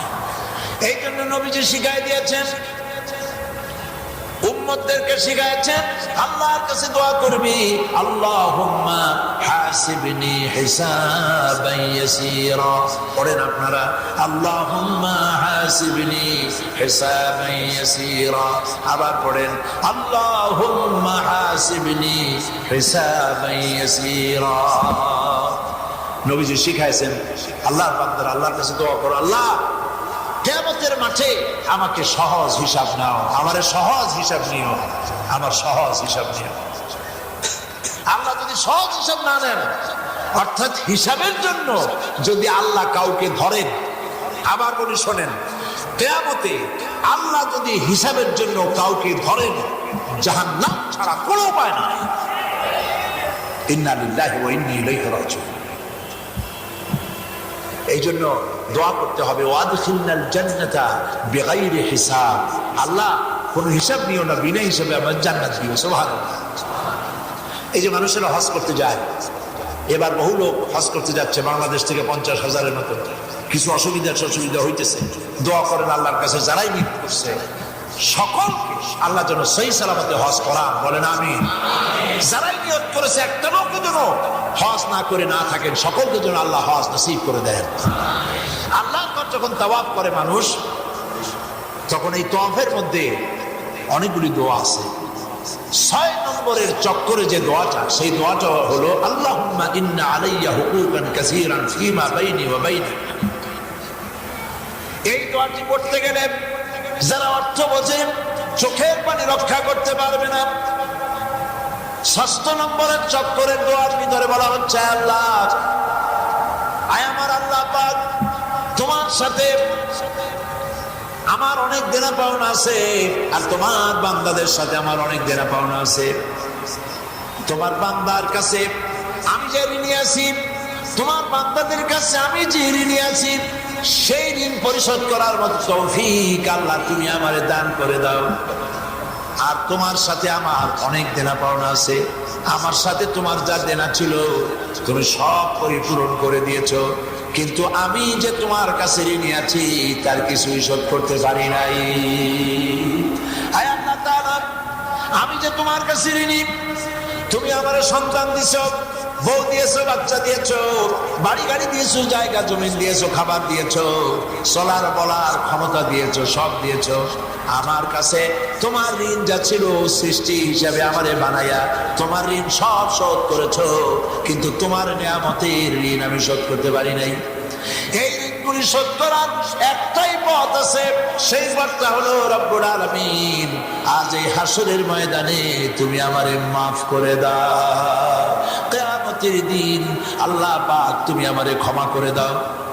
আমার প্রিয় ভাইরা, এই দোয়ার সামনে গিয়েছে, আল্লাহ পাক তুমি আমার হিসাব নিও না, ওয়া আদখিলনাল জান্নাতা বিগাইরি হিসাব, বিনা হিসাবে আল্লাহ তুমি আমাকে তোমার জান্নাত দান করে দাও।